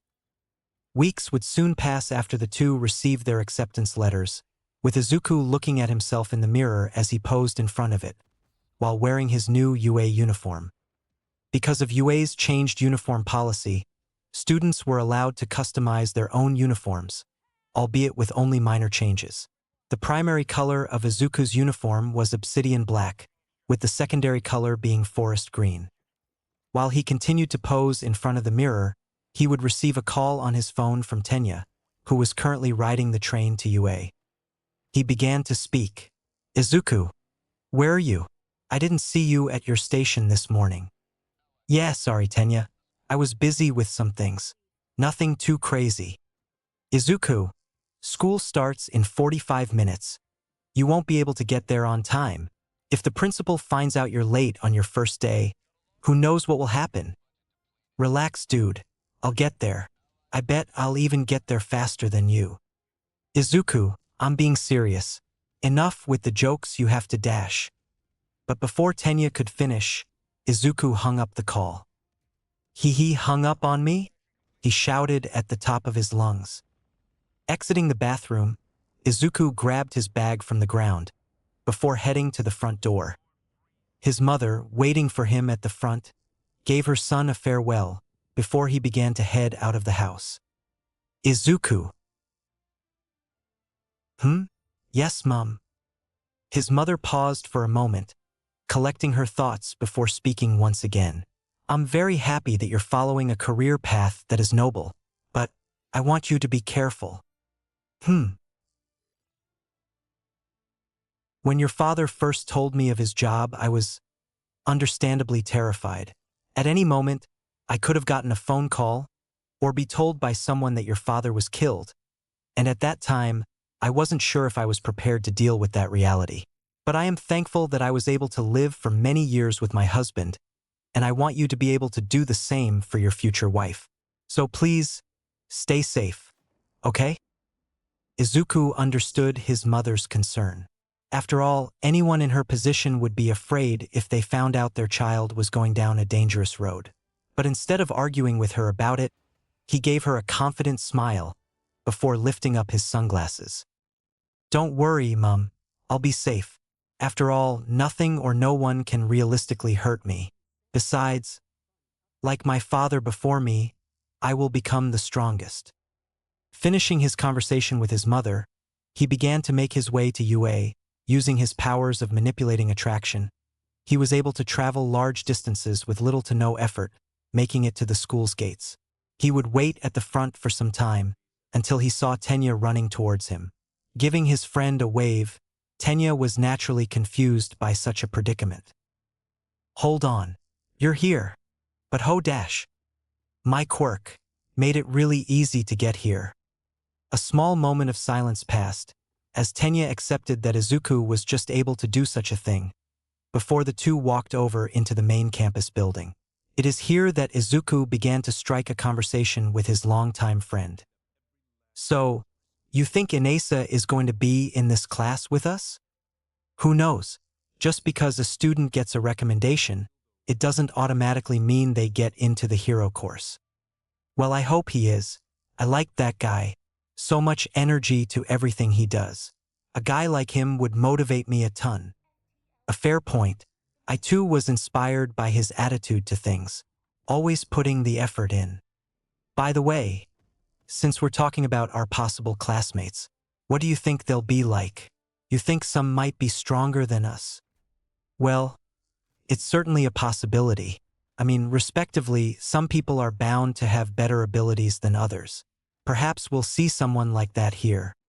Well, maybe for you, but in my case, I highly doubt that. Izuku, sometimes I worry that your ego might be a bit inflated. Inflated? Tenya, throughout most of my life, I have been in situations where the people that try to look down on me end up facing the realization that I'm just stronger than them.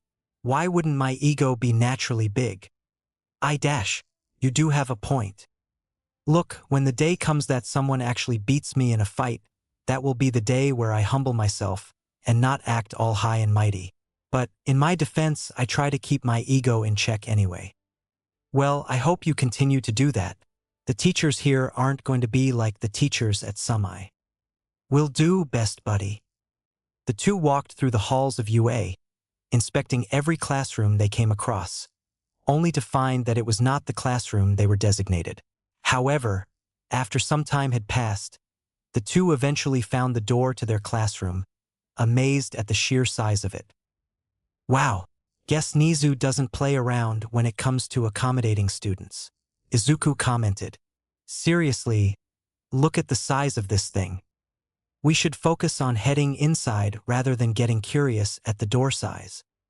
You're right. Time to ready ourselves for future classmates for the next 3 years. After opening the door to the classroom, they were surprised to see only a handful of students present. One of them was a rather prestigious girl near the back of the class. The other was a rather gloomy, dual-haired boy that sat next to her. And the last one was a relatively short-sized boy with what looked to be grapes coming from his head. Huh! Quite the cast of characters we have here. As he turned his head, his eyes were fixed on one other student who was present. His grin widened as he saw Katsuki, sitting completely still as he made sure not to make eye contact with him. But Izuku, doing what he did best, decided to get under his skin. "Hey Kaken," he said as he approached. "How's it going?" But Katsuki did not respond to the boy's words, merely turning away as he got closer. "Aw, what's wrong? Are you still upset with me that I showed you that I am stronger than you?" "Go away," he muttered. "Huh? Sorry, I couldn't hear you? What was that you were saying?" "I said go away," he said louder. "Sorry dude, you're gonna need to speak you dash." "I said go away," he shouted. This resulted in the other 4 students watching on, while Izuku decided to back off. Okay, my bad. Sorry man. It's just been a while since I've seen you. I just wanted to relive some nostalgic memories, I guess. Tell me something, how is Tsubasa doing? Still upset with me as well?" Katsuki merely turned away before speaking. "Haven't seen him for a while."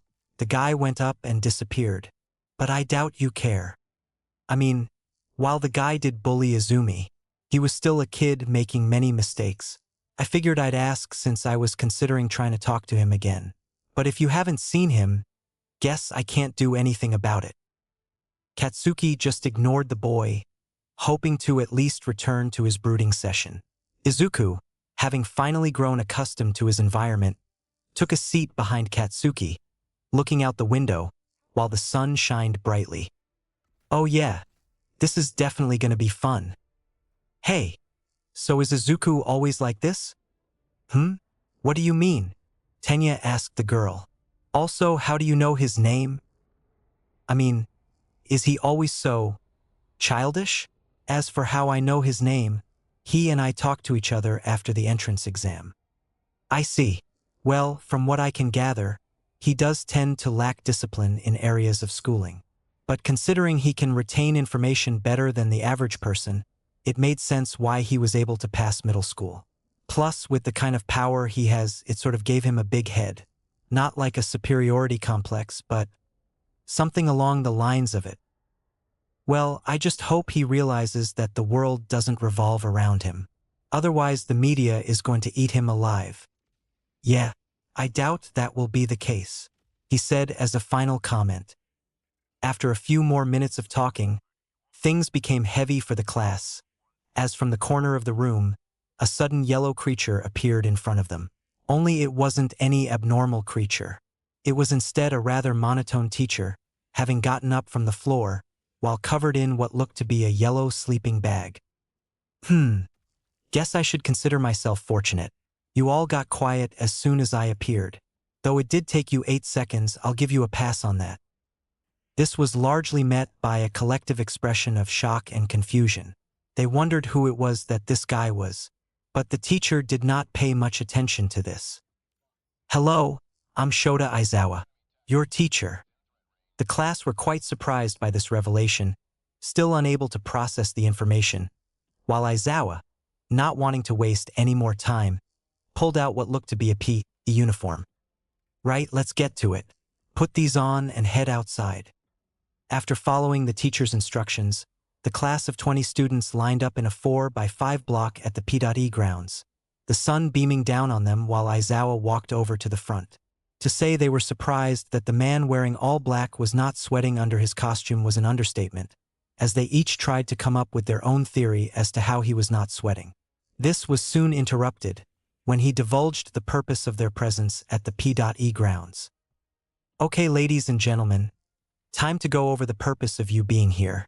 Since this is your first day here, you might think that things are going to be like they were in elementary school or junior high.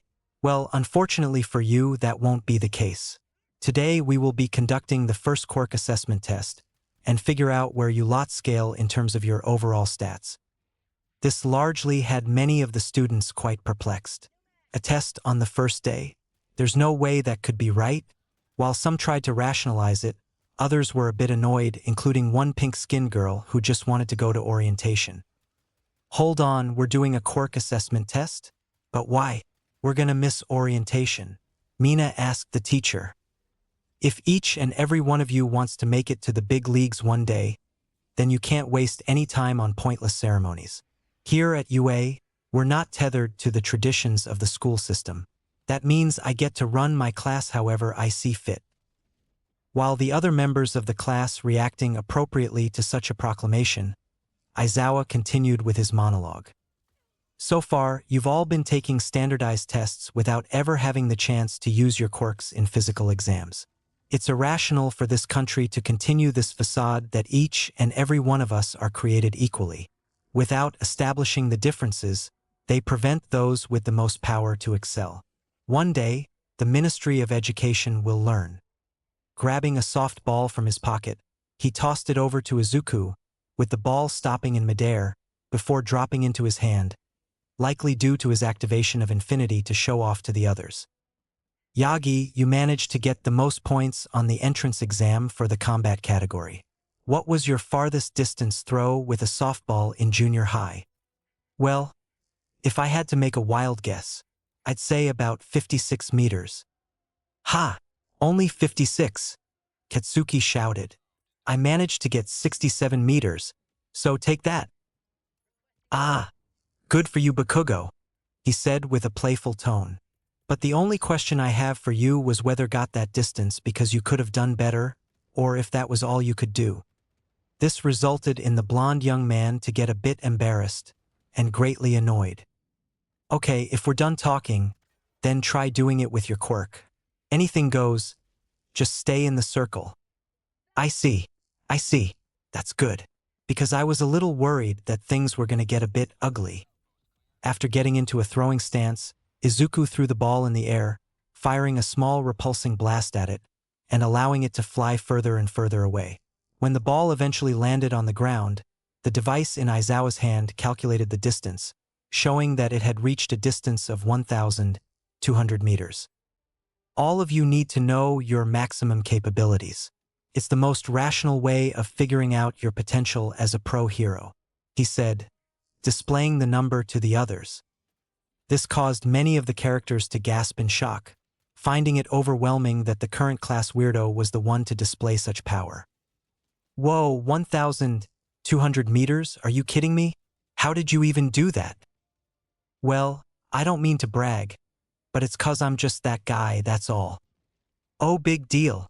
I bet I could get better than that easily, Katsuki barked loudly. Being handed another softball by Aizawa, Katsuki got into throwing position, his hand exploding slightly, before throwing the ball in the air. Letting out a large explosion, the ball skyrocketed into the sky, landing shortly after, and the distance being sent to Aizawa. 705 meters. Quite impressive, Bakugo. Huh? Aw, it's okay, Katsuki. I'm sure you'll get to my distance soon, Izuku said to the young man. This caused Katsuki to get reasonably upset, while Aizawa started clapping his hands, grabbing their attention. All right, let's not get distracted. Each of you have 3 years here to become a hero. While all of you are still children, it is in your best interest to not waste your time here with games and playtime, especially in today's test. Whoever comes in last has none, and will be expelled immediately. Some of the students were caught off guard by this, each voicing their own complaints at the teacher, before being humbled by him. Like I said, I get to decide how this class runs. Understand? If that's a problem, you can head home right now. But sir, it's only our first day. Besides, we already purchased our uniforms. If you send us home, then how are we supposed to get our money back? Mina said, complaining. Yeah, it's not fair, Mineta added. Not fair? Then let me ask you this. Do you think natural disasters are fair? Or power-hungry villains? What about catastrophic accidents that wipe out whole cities? Are those all fair? No, the world is full of unfairness. Therefore, it's a hero's job to try to combat that unfairness. If you want to be a pro, you're going to have to push yourself to the brink. For the next 3 years, UA will throw one terrible hardship after another at you. So go beyond. Plus Ultra Style. Show me it's no mistake that you're here. Some of the students reacted with hesitation, trying to desperately keep their cool, while others were unfazed by this level of hazing, including Tenya, who began to drink his water bottle. Now then, we're just wasting time by talking. Let the games begin. During the next hour or so, the students of Class 1A participated in the various trials that Aizawa had prepared for them. From a 50-meter dash to repeat sidesteps, grip strength, and long jump. Each test that came his way, Izuku seemed to be able to overcome most of the challenges, quickly establishing himself as an all-rounder. When all the tests eventually concluded, the results showed as the chart showed each of the students' designated spots, with the unfortunate individual in last place being one Toru Hagakure, who, despite her usefulness and stealth, was still just someone with the capabilities of an average human. Expecting to be sent home due to her position, she was ready to head off, only for Aizawa to stop her with his words. And I was lying, no one's going home. That was just a rational deception to make sure you gave it your all in the tests. Understandably, most of the students were not a fan of this deception, especially some of the weaker students, who were basically shaking in their boots during the whole ordeal. Izuku, meanwhile, only laughed at the outcome, finding the hilarity in the reactions of those that were panicking. Okay, that was a bit cruel of me. I'm sorry. Continue. That's it. We're done for the day. Pick up a syllabus in the classroom. Read it over before tomorrow morning. But remember, just because you got off easy today, that does not give you an incentive to slack off. Remember, each of you are trying to become heroes. If you don't grow from your current results, then clearly something isn't going right. Now enjoy the rest of your day. Things are only going to be tougher tomorrow when your actual training begins. So make sure you're prepared. With a collective response, the class of students acknowledged the teacher's words, before heading off to do their own devices, heading home in droves. For Izuku and Ida, they were walking together in an orderly fashion, talking to each other like they had always done. In particular, their thoughts on the test that took place. Man, I was bored. Honestly, I think our new teacher went a bit easy on us. Easy how? I mean, I get that the whole point of the test was for us to get a grasp on the limits of our powers, but he could have at least made the tests harder. I see. Only you would think of something like that. Still, I was a bit concerned by Mr. Aizawa's approach to class. But I trust the school's judgment. UA is the top program. Even so, lying is downright immoral. That's fair. You can't exactly gain the trust of your students if you mess with them like that. Still, I wonder if he's always monotone, or if it's a work thing. A work thing? You know, to be all intimidating and that. Oh, I see. Hey! A voice calls out. Are you two going to the station? I'll join you guys. Appearing from behind, the two, Ochako made her way towards them, running in a full sprint to catch up to them, before stopping a few steps away. Oh, you're the girl from before. I believe your name was Uraraka, right? Yep, that's right.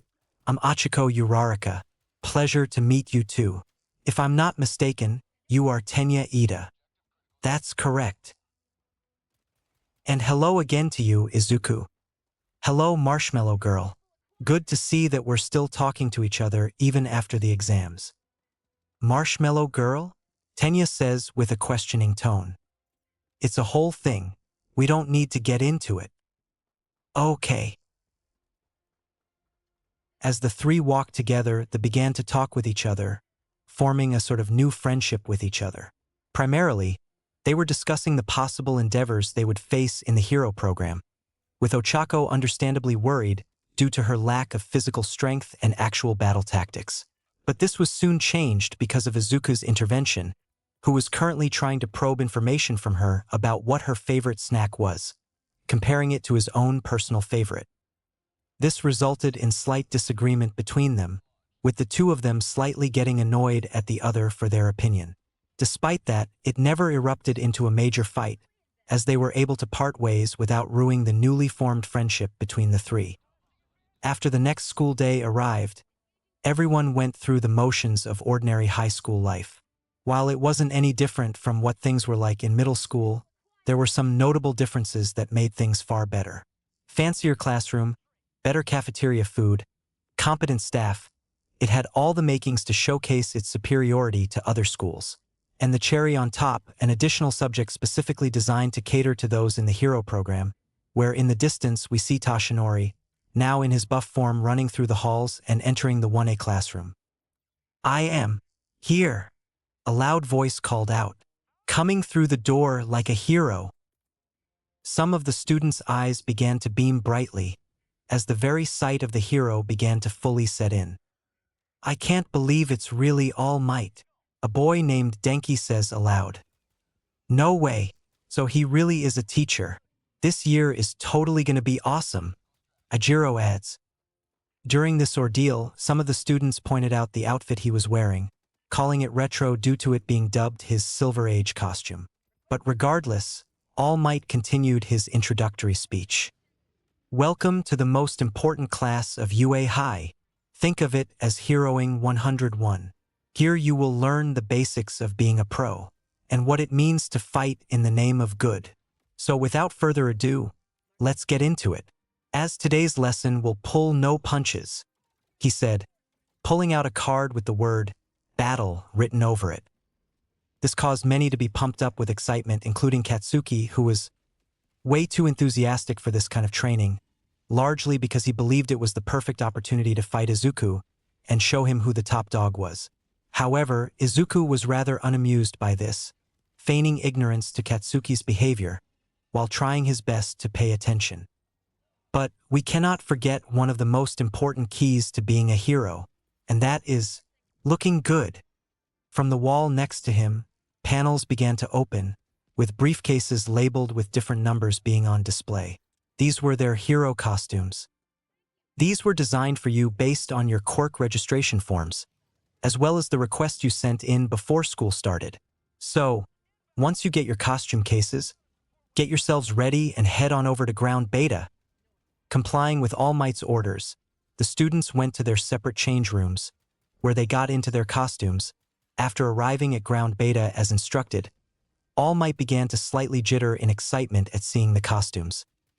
They say that clothes make the pros, young ladies and gentlemen, and behold, you are the proof. Take this to heart. From now on you are all heroes in training. Now, shall we get started, you bunch of newbies? It was then that we got to see Izuku coming out of the darkness, wearing his own hero costume. Though, to say his current outfit was a hero costume was a bit of an overstatement, as it was merely a dark blue zip-up jacket with a high collar, matching slim-fit black pants, and dark sneakers. "Yo, Yagi, I'm digging the kicks. What's the name of that pair?" Denki asked him. "Oh, these? These are just the Orca 12s. I'll admit these are quite comfortable, so I figured why not have them as part of my hero costume." "Wait, those are the Orca 12s. How did you get them so early? They don't come out for another month." "I mean, I could tell you, but that wouldn't exactly be fair to you. Man, how come the cool-looking guys get all the best stuff?" Denki thought to himself. "I'm so jealous." "Don't worry, man. You'll get your chance to get them. Though, I'm a bit more confused by your costume. What's the theme behind it?" "Well, the costume is mostly for the cool factor. Besides, I kind of forgot to send in my specifications to the support department, so I just grabbed whatever was in my closet and sent it in." I see. That kind of makes sense. I take it that it's from some kind of concert? I mean, it kind of looks like rock band merch. Well, kind of. It was my old man's merch he got from an old band he supported back in his day. I only kept it 'cause it looked cool. But seriously, I wish I could pull off a hero costume like yours.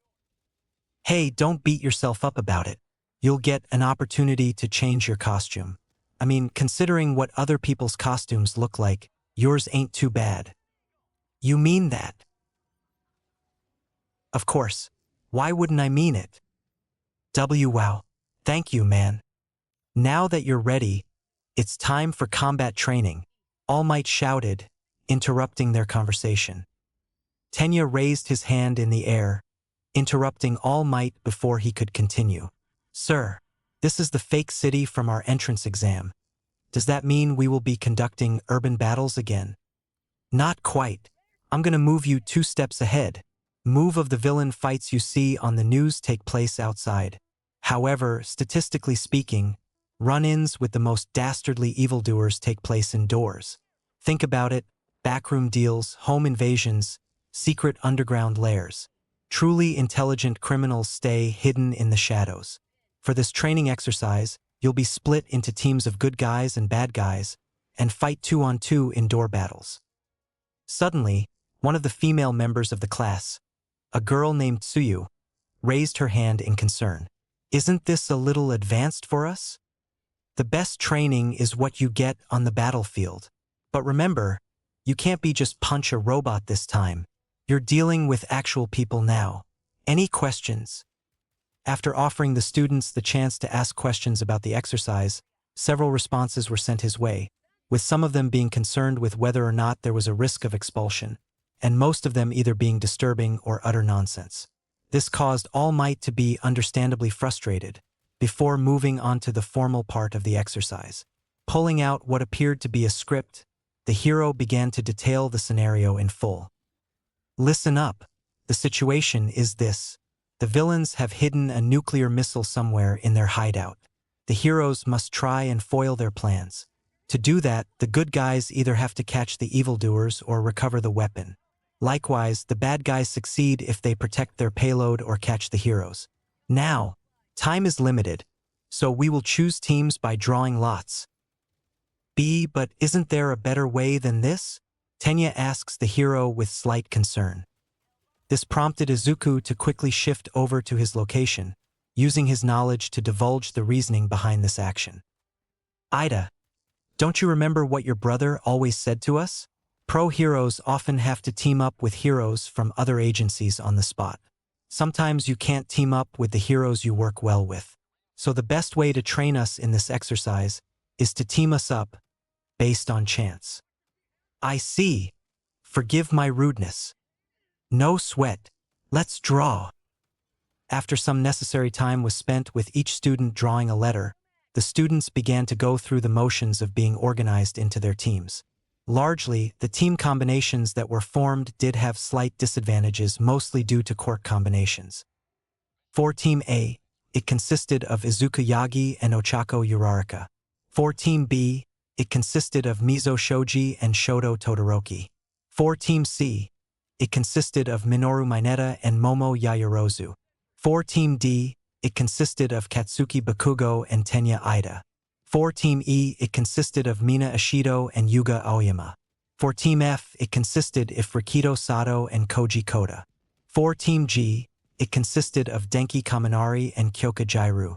For Team H, it consisted of Fumikage Tokoyami and Tsuyu Azui. For Team I, it consisted of Toru Hagakure and Masahiro Ojiro. For Team J, it consisted of Hantasiro and Eijiro Kirishima. Izuku, seeing the combinations firsthand, couldn't help but feel sorry for some of the teams, as a majority of them consisted of rather weak quirk pairings. Wow, talk about a major disadvantage for everyone else. I mean, one team has a guy that looks like he can generate a lot of ice, and another team just has a guy that looks like he produces purple balls from his head. Still, I guess I can't fault the lot system for that. I mean, I can certainly see the flaws in it, but it can't be that bad. You're just judging these guys' powers too quickly. I guess. After the teams were formed, All Might grabbed out 2 different boxes, labeled Hero and Villain. He began to shout once again. I declare that the first teams to fight will be these guys, he said, pulling out a black ball with the letter D and a white ball with the letter A. Team A will be the heroes, while Team D will be the villains. Everybody else can head to the monitoring room to watch. As the students began to move out of the area, Katsuki stared at Izuku with disdain in his eyes. For so long, his inferiority had bubbled into something of a complex, thinking that Izuku was lording over his strength and showcasing his superiority to him in order to make him feel weak. Well, he wasn't going to let that happen today. Today was going to be the day that he took the spot of being the strongest. And when he did, he was going to enjoy it. As for Izuku, he didn't really notice the young man's stare, picking at his ear, while watching the clouds through his blindfold. Huh, I wonder if I can ask Dad to give me money for snacks later. Bad guys, you can go in and set up. You have 5 minutes before the good guys get let loose and the battle starts. Young Ida and young Bakugo, remember this, the key to being successful in this challenge is to embody villainy. Think from the perspective of an evildoer. Got it, Tenya responded. If things go too far, I'll step in. Understood, Tenya repeated. But while Tenya made his way inside, all Katsuki could do was seethe in anger, hyping himself up in order to motivate himself. After the two walked through the corridors of the fake building, they made their way to the fake weapon, with Tenya taking point, while Katsuki hung around behind him. Even though this is training, it pains me to be aligned with criminal behavior, Tenya said out loud. As the two entered into the room where the fake weapon was located, Tenya approached it, knocking his hand on it as if he were knocking on a door, checking to see if the weapon was active. So this is the weapon we must protect. Fake, of course. Hey, what's your relationship with him? That white-haired clown. My relationship with Yagi? He and I are just good friends since childhood. But now that you ask me this, there's something I have to ask. Why are you always angry at him? I mean, you always get upset when he one-ups you or even utters a word in your direction. Despite asking the young man a question, Katsuki never responded, almost as if he was busy with some sort of inner monologue. An inner monologue about his desire to defeat Izuku. Over with Izuku and Ochako, they were busy waiting outside, watching out for All Might's signal. But while they were waiting, Ochako couldn't help but probe information out of her partner. So, you and Katsuki, what's all that about? Oh, you mean with how he was trying to one-up me and all that? Well, he and I have a rather complex relationship. How so? Well, the guy is rather big-headed when it comes to his powers. Oh, so kind of like you are? Izuku didn't say anything in response, slightly feeling insulted, but understanding her line of reasoning. Anyway, picture this. After you awaken your powerful explosion quirk, you're treated like royalty for a few months, being the hot topic of town as people believe that if you're going to be the next big thing in hero society when you get older. But suddenly, out of nowhere, a well-mannered, gorgeous, white-haired boy suddenly steals your thunder, revealing that not only can he do a lot more cooler things than you could, but has vastly more abilities than you. So in order to get that spotlight back, you spend the next few years of your existence trying to show off to other people, only to end up embarrassing yourself as a result. So, yeah, that's the history between us. Oh wow, that was something. Also, he went ahead and bullied my sister. Whoa, now hold on just a minute. You have a sister. Yep, twin sister to be precise. Although, she and I don't exactly get along anymore. Why? It's a whole thing really. I won't bore you with the details. Okay, I'll keep that under advisement. Their conversation was soon interrupted by All Might, whose voice blared out loudly through the speakers. All right, let's begin the indoor combat training. Team A and Team D, your time starts now. With their focus set on the exercise, Izuku and Ochako began to walk inside the building, making their way inside, while the other students watched on from the monitoring room. Pay attention, kids. Think about what you would do as you observe your classmates, All Might said to them. Taking their teacher's words seriously, the remaining students watched on with focus as they saw the heroes walk through the building. So, about Bakugo, since you know about him the most, are there any sort of signs I need to look out for? Any ways I can defeat him if I end up running into him? Oh, right, strategy. Honestly, best course of action would be to try and keep a fair distance. Why's that? See, the way his quirk works is that he secretes this nitroglycerin-like sweat from the palms of his hands. He can essentially make his hands explode from that method. But just because his hands can explode, it doesn't mean that he's good in a fight. He's only good when you let him get up in your face, in close quarters. Keep a good enough distance, and you'd essentially put him in a bad position. Is that right? A voice called out. Appearing in front of the two, Katsuki Bakugo, who had departed from Tenya's side in order to try and get the jump on the two. But rather than try and attack them immediately, he stood at the other side of the hall, catching their attention. Yagi, this time we settle the score. Once and for all. Well, Bakugo, I'm gonna have to decline that offer. I mean, this is a team exercise we're doing. So wouldn't it be better for you to have your teammate with you? No, I refuse to allow this to continue. Ever since you got your powers, I've always been the one on the sidelines, while you basked in the spotlight. Everyone praising you because you had a better quirk. It's unacceptable. So now, I want to show everyone that you aren't the strongest anymore. I want to show them that I am better. I want to hurt you so bad that they'll have to stop the fight. So fight me. His words echoed throughout the building, completely weirding out Ochako, while simultaneously not getting a reaction out of Izuku, who kept picking at his ears. Ochako.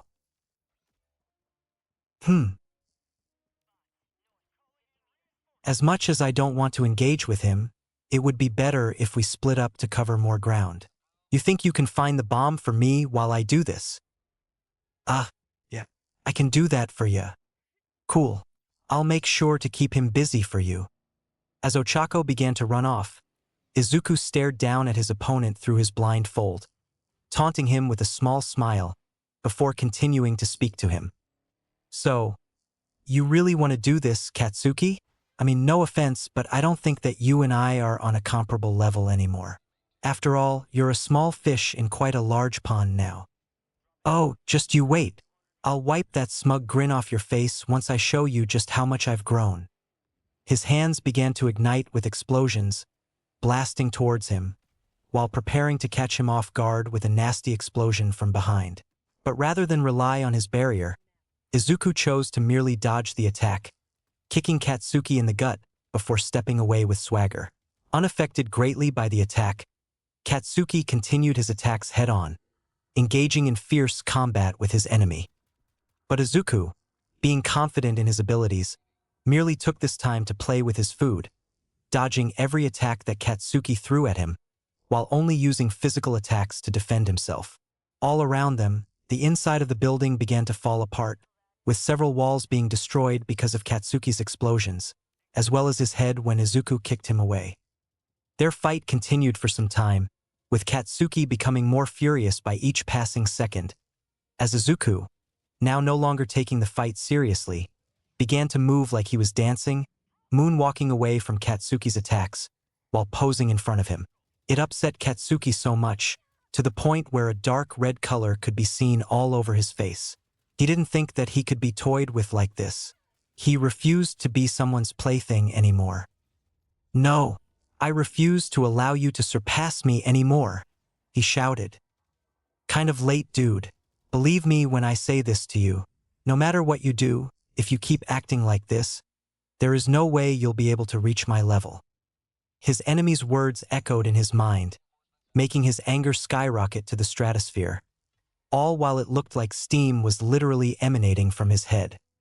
Shut up. Shut up. Just shut up. Noticing a small glow from his gauntlets, He laughed violently before aiming at Izuku. This caught All Might's attention as prior to the exercise, he got a quick view to what each student's support item did. Based on what he saw from Katsuki's file, it didn't look good, as he began to panic. Young Bakugo, don't do it. You'll kill him. He'll be fine as long as he dodges. Slowly pulling the pin on his gauntlet, he gave Izuku a crazed smile before pulling it out fully. This caused a powerful explosion to come rushing towards Izuku, ready to incinerate him for good. However, giving only a small smile, he began to lift up his finger, with a small blue orb forming at the top of his index finger. He fired the blast toward Katsuki, with the attractive force causing his attack to be pulled into the center of the attack, like a black hole, absorbing the attack completely. After the attack had fully disappeared, the young man's eyes widened in shock, as he was unable to process what had just occurred. Soon after, his body began to shake uncontrollably. Welp, now that I've showcased to you just how powerful I am, probably for the best that you surrender. How? That blast should have been enough to take you out? How did you dash? Well, Katsuki, thing about that is, even if I didn't use my attack just now, you wouldn't have hit me. But dash. Dude, you have to face reality. There was no way you could ever beat me in a real fight. Your only reason for getting stronger was to beat me instead of wanting to save people. Motivation to beat someone can only get you so far. And even then, there's no guarantee that you'll even match their level. If you continue to do things like you have already, then you'll never even make it in the top 100. Feeling as if he was being lectured, Katsuki got slightly upset, trying to pull a sneak attack, only for Izuku's infinity to protect him from the attack. Dude, did you not listen to what I just said? It's pointless. Shut up. You think you're so wise, telling me that I can never surpass you, that I'll never be past the top 100. But don't act so high and mighty. If you were born without that power, would you still be so brave against me? If you were quirkless, would you have stood against me? So the only thing that I know is that without that power, you're nothing. Wow, quite the speech there, buddy. It's a good thought experiment. But there's no point in thinking about something like that. All I know is that I have an exercise to win. Over with Tenya, he was busy trying to get into contact with Katsuki, startled by the large explosion that had suddenly went off. Bakugo, come in. Give me a status report. Where are you? But he was unable to get hold of him, as Izuku, taking out the villain's earpiece, began to speak to Tenya. Hey buddy, so bad news.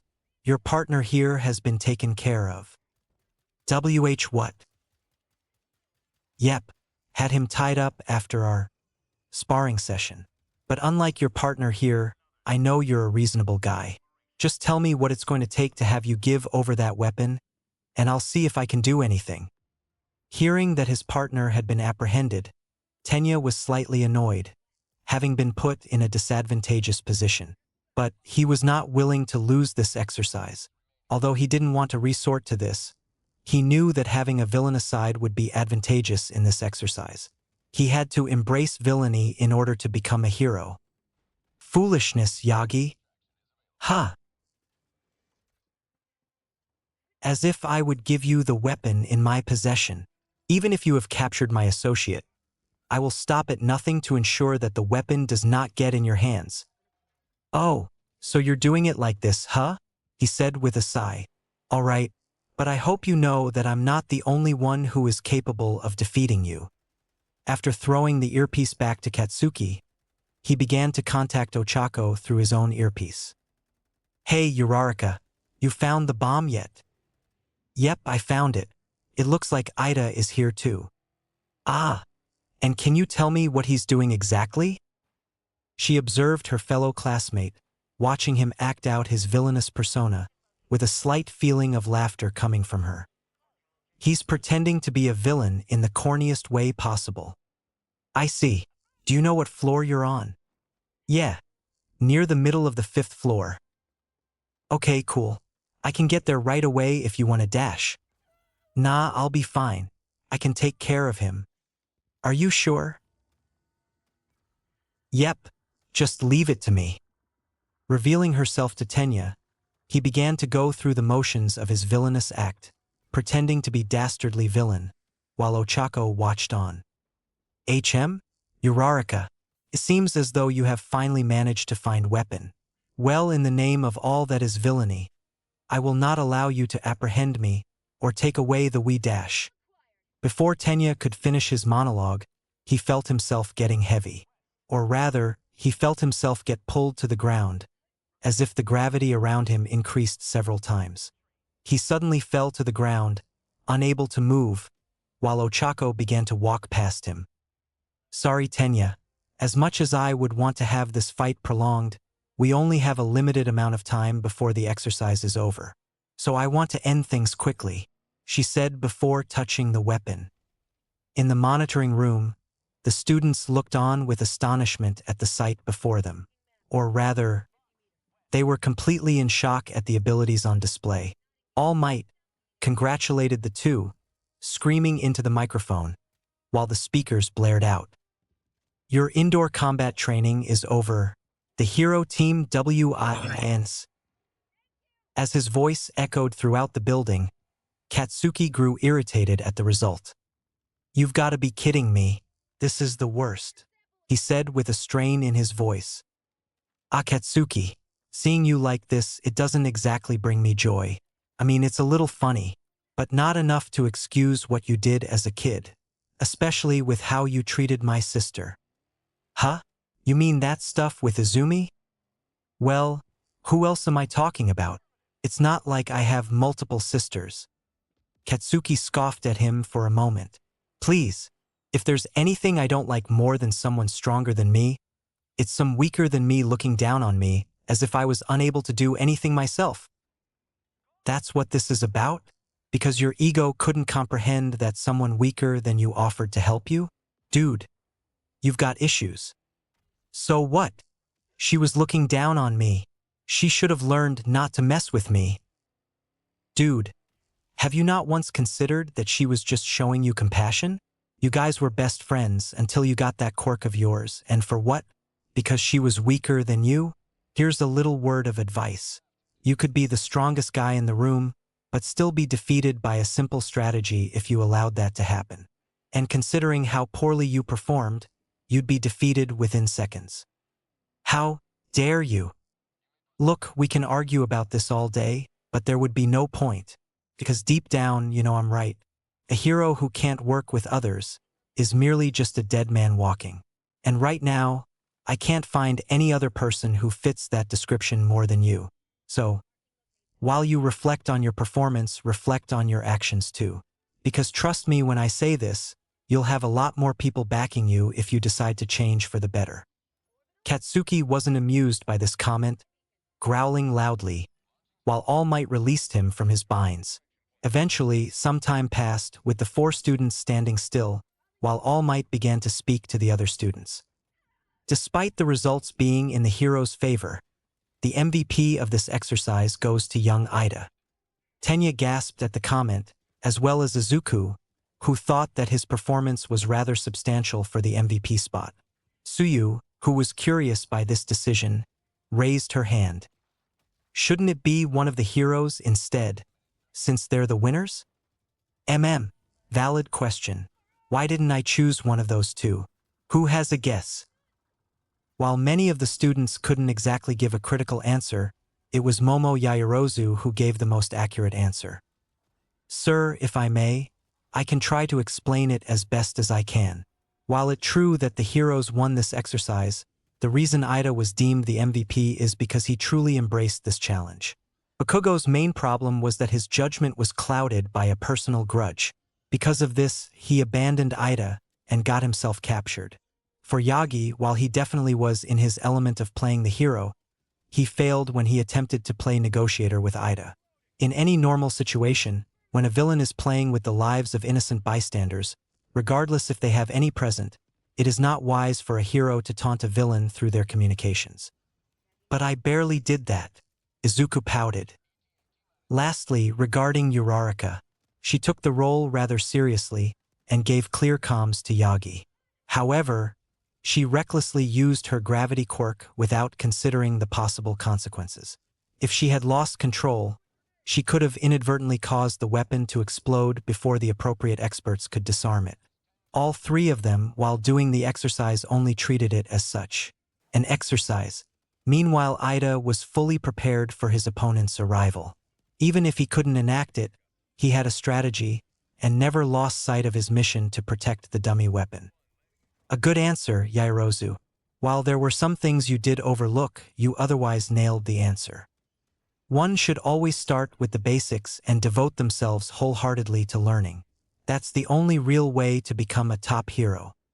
While the other heroes admired her for her confidence, Izuku was less than thrilled, feeling as though he and his classmate were not going to be on good terms.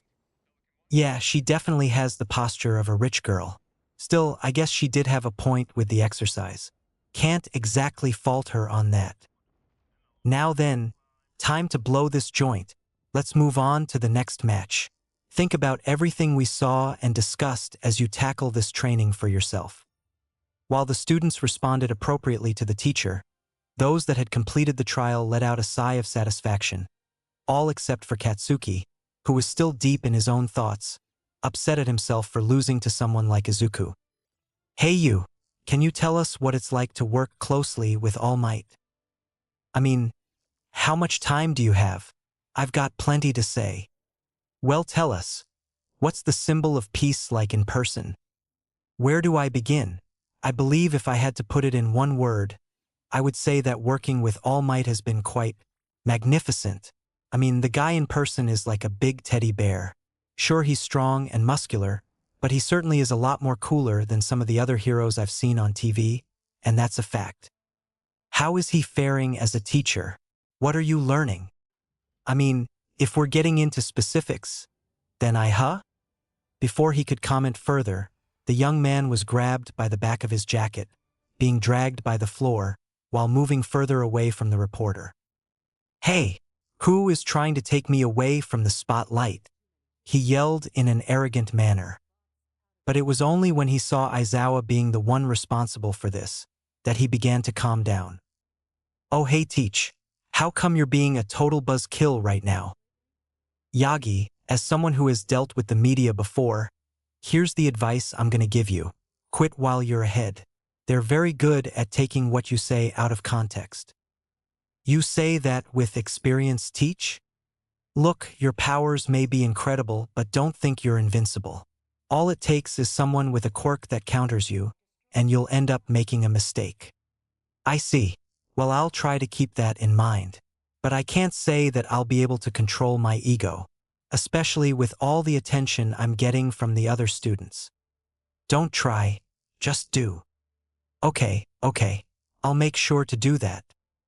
After being dragged to the classroom, Izuku was left sighing a heavy breath, as Tenya was wondering what was wrong with the boy. Izuku, what's wrong? Tenya asked him. Oh, it's nothing. Mr. Aizawa just gave me a lecture on me needing to control my ego. I see. Well, I hope you take his lecture to heart then. Oh, Tenya, and here I thought you were going to be on my side. Izuku, as much as I would defend you, I have to say that Mr. Aizawa is correct in his assessment. Lately you have been letting your ego fuel your actions, and that's something I can't tolerate. Well, it's not my fault. Everyone's been saying I'm the strongest student in class 1. How could I not get big-headed? Izuku, it's not bad to have confidence, but too much confidence can turn into pride. If you let your pride make you believe you're better than everyone, you'll end up stagnating. All right, I get it. Man, you kind of sounded like Mr. Aizawa just now. The door to the classroom opened, with Aizawa walking in and having a tired expression on his face. Naturally, the students quickly rushed to their desks, not wanting to incur his wrath. That's very good. It looks like you guys do know how to follow instructions. Now, I just want to say, decent work on yesterday's combat training, you guys. I saw the video feeds and went over each of your team's results. Bakugo, you're talented, so don't sulk like a child about your loss. Okay? Katsuki got annoyed at this, with the boy looking out the window, before Aizawa turned his gaze to Izuku. And Yagi, like I told you before, keep that ego of yours in check. You may be powerful, but that stunt of yours was a little reckless. You got it, he said with a smug grin on his face. Right, now that we got that out of the way, let's get down to business. Our first task will decide your future. The mention of these words caused most of the students to shiver, but was quickly subsided when it was quickly revealed it was merely choosing who to elect as the class representative. This quickly ended up causing a bit of chaos amongst the class, with many believing they were the ones who should be the class representative, especially Izuku, who was the loudest amongst them. Guys, come on. The class representative should be elected based on strength. I think that as the strongest in the class, naturally, the position of class rep should go to me. Dude, no offense, but I don't think strength is the only thing that should be considered, Zero pointed out. But you gotta admit, it does help if the class rep has some power behind his words, figuratively and literally. But if you think someone else is suitable, then I won't stop you. Regardless of Yagi's strength, the class representative's duty is to lead others. That's not something just anyone can do. You must first have the trust of every student in the classroom. Therefore, the most logical way to fill this position is democratically. We will hold an election to choose our leader, Tenya says to his classmates. Some of the students saw through the facade as Tenya, not really doing well to hide it, was really showing that he just wanted them to vote for him. This left others to question the method. Is this really the best idea? Denki asked the young man. I mean, everyone's just gonna vote for themselves. You can't blame them, we've only known each other for a few days. That is true, most people will. But that means whoever does receive multiple votes must truly be the most suitable person for the job. It's the best way, right, sir? Aizawa, who was too tired to deal with this nonsense, merely allowed them to handle it how they saw fit. Do what you want, just decide before my nap's over. Thank you for your trust. Naturally, although the democratic system quelled any more chaos, the results were not what Tenya wanted, as when lunch came around, the young man was seen looking frustrated at the outcome. I can't believe that I didn't get enough votes. How did this happen? Hey, don't worry, man. If it makes you feel better, I didn't get a single vote, Izuku admitted to him. Yeah, but you don't care if you get picked. A position like this is a way to get noticed by agencies and prove you can lead a team like a real pro. But why do you care about that? Weren't you just going to join your family's agency? Well, yeah, but it would show that I can lead my own team.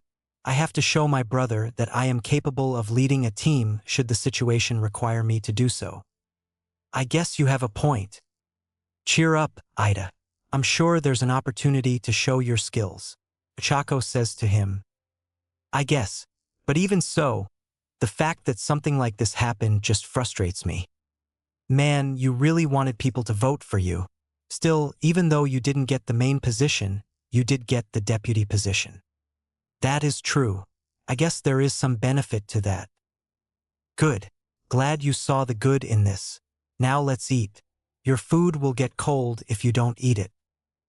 Things for the students of Class 1A continue to go relatively normal for them, with the lessons going as expected.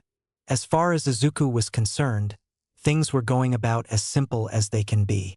Eventually, at around 12:50 p.m., the students returned to their homeroom, waiting on Aizawa to deliver the lesson that was to come. Today's training will be a little different. Rather than participate in battle-oriented scenarios, each of you will be subjected to another situation you'll each encounter in your lives as heroes. Rescue training. Naturally, some of the students were intrigued by this, before Aizawa explained further.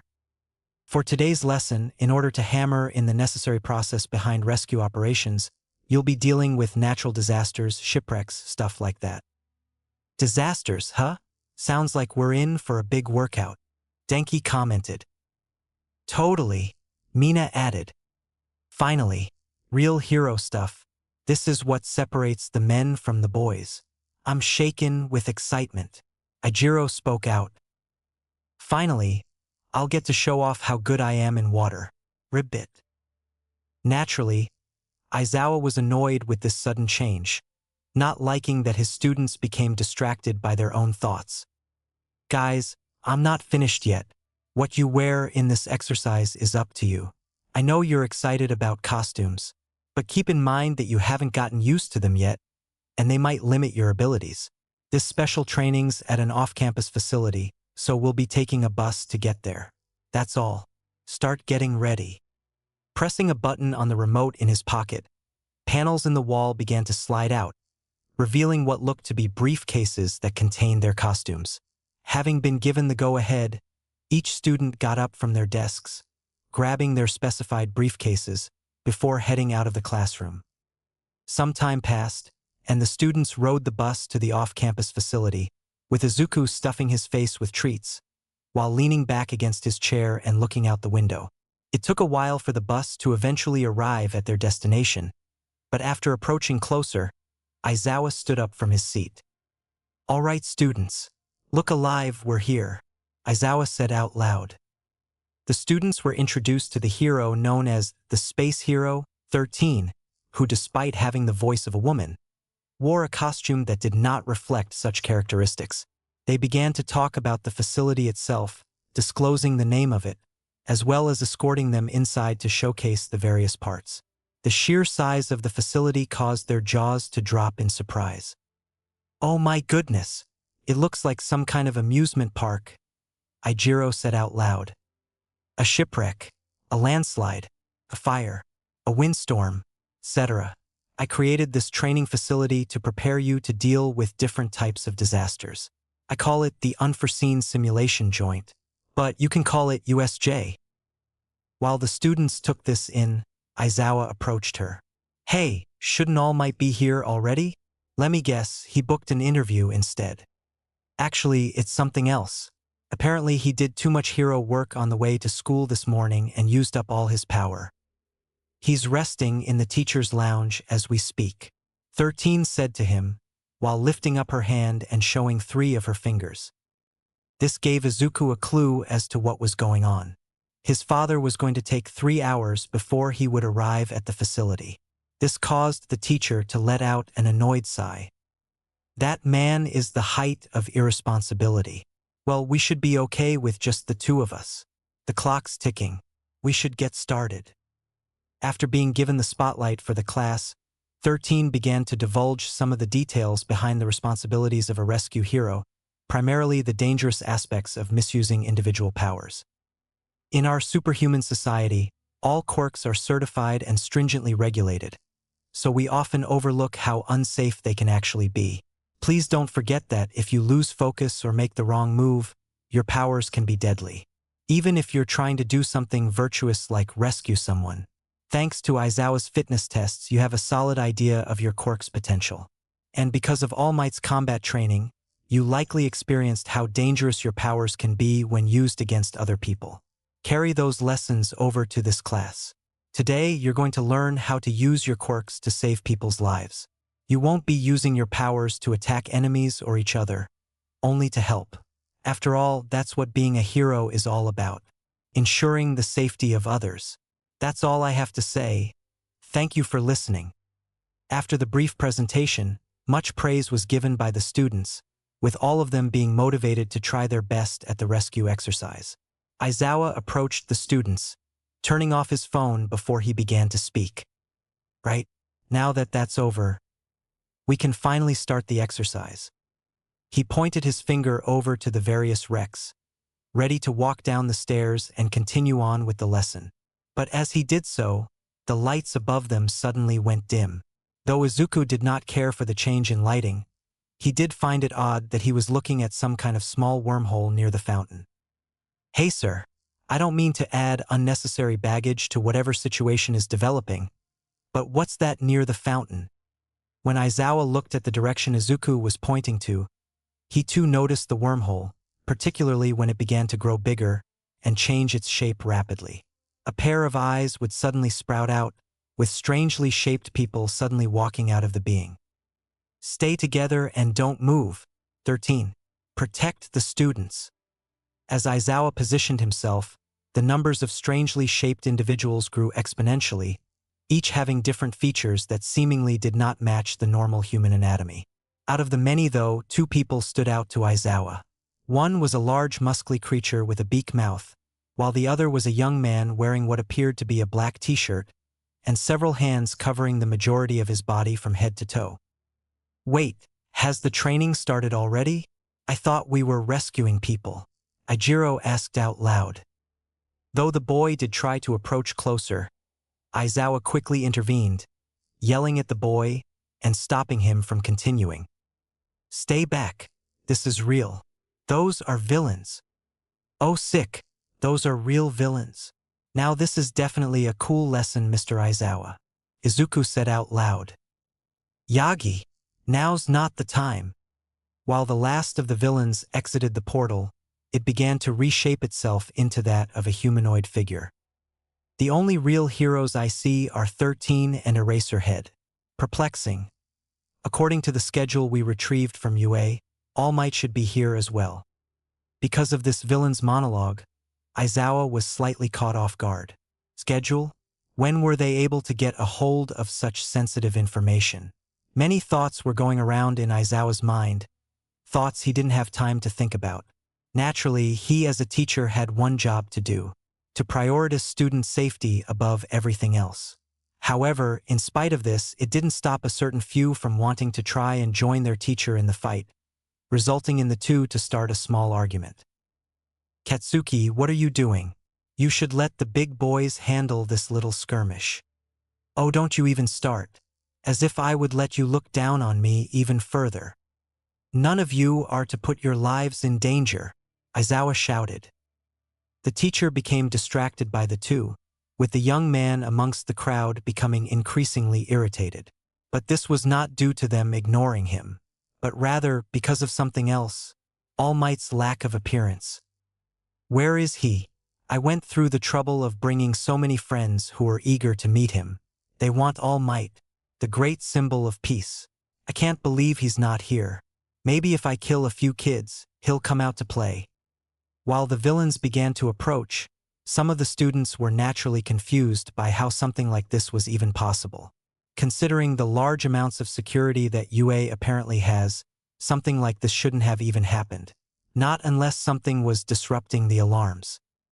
13. Why aren't the alarms going off? Momo asked the hero. "Good question. I'm not sure. Is the entire campus under attack?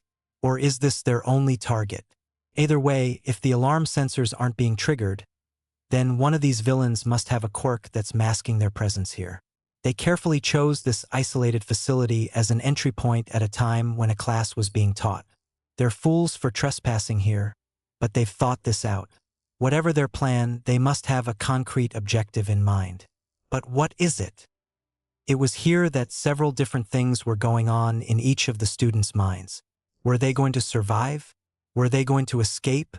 Each of them, regardless as to how frightened they were, had some motion of thought regarding each of these questions.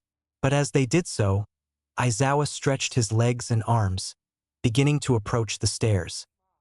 13, get them out of here, and alert the main campus. Actually, if they've got the ability to block our sensors, then they might be jamming our regular communications too. Kaminari, try using your quirk to contact the school." "Yes, sir." While Denki was following Aizawa's instructions, Izuku was being a bit difficult with the teacher. "You sure you don't want any help? I mean, no offense, but even if you can nullify their quirks, your fighting style's not suited for prolonged group combat. Your power works best in stealth and one-on-one fights." "You have a point, Yagi, but even so, I'm not going to have children fight in a battle they have no reason to engage in. You may be future heroes, but you're also kids. I want to spare you from the horrors of battle as much as I can. Besides, you can't be a pro if you only have one trick. I'll leave it to you." 13. He finished as he leapt toward the battlefield. "I call this the instant Nomu. Like the instant villains from years prior, these villains have been modified to be stronger than the average person.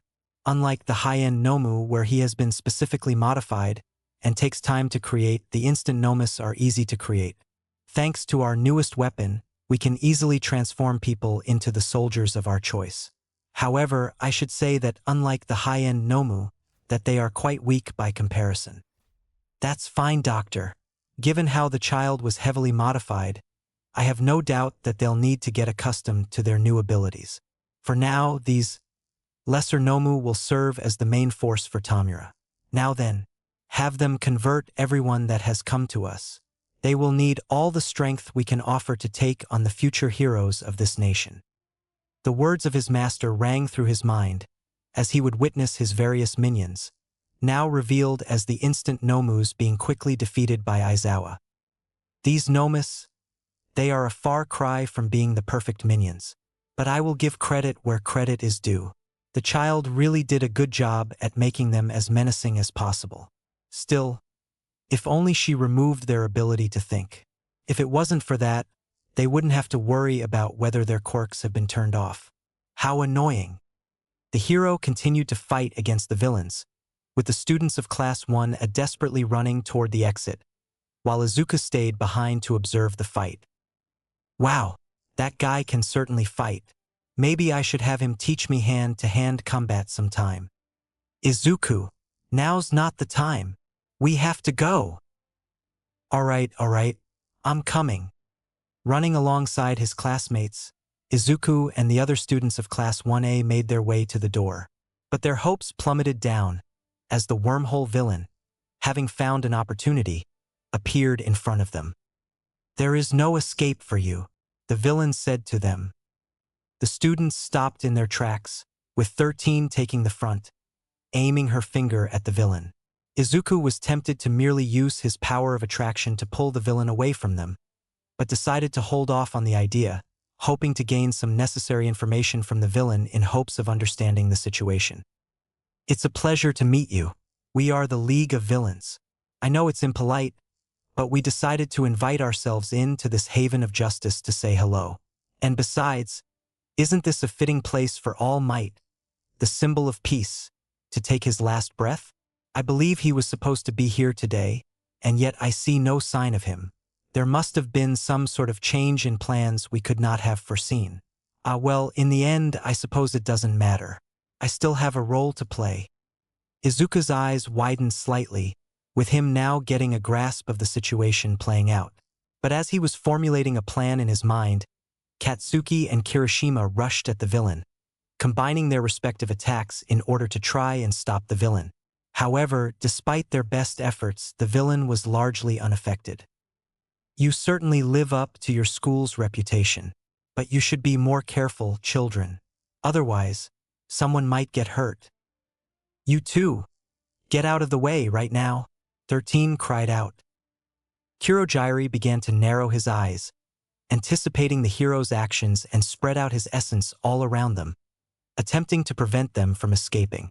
I'll scatter you across this facility to meet my comrades, and your deaths. As the villain did this, the students were overwhelmed by the sheer force that was pushing them. While some were able to escape with ease, others were left to try and anchor themselves to the ground. For Izuku, however, there was but one thing he could do. Creating what looked to be two small red orbs, he shot them toward some of his classmates, using the power of repulsion to push them out of the villain's attack.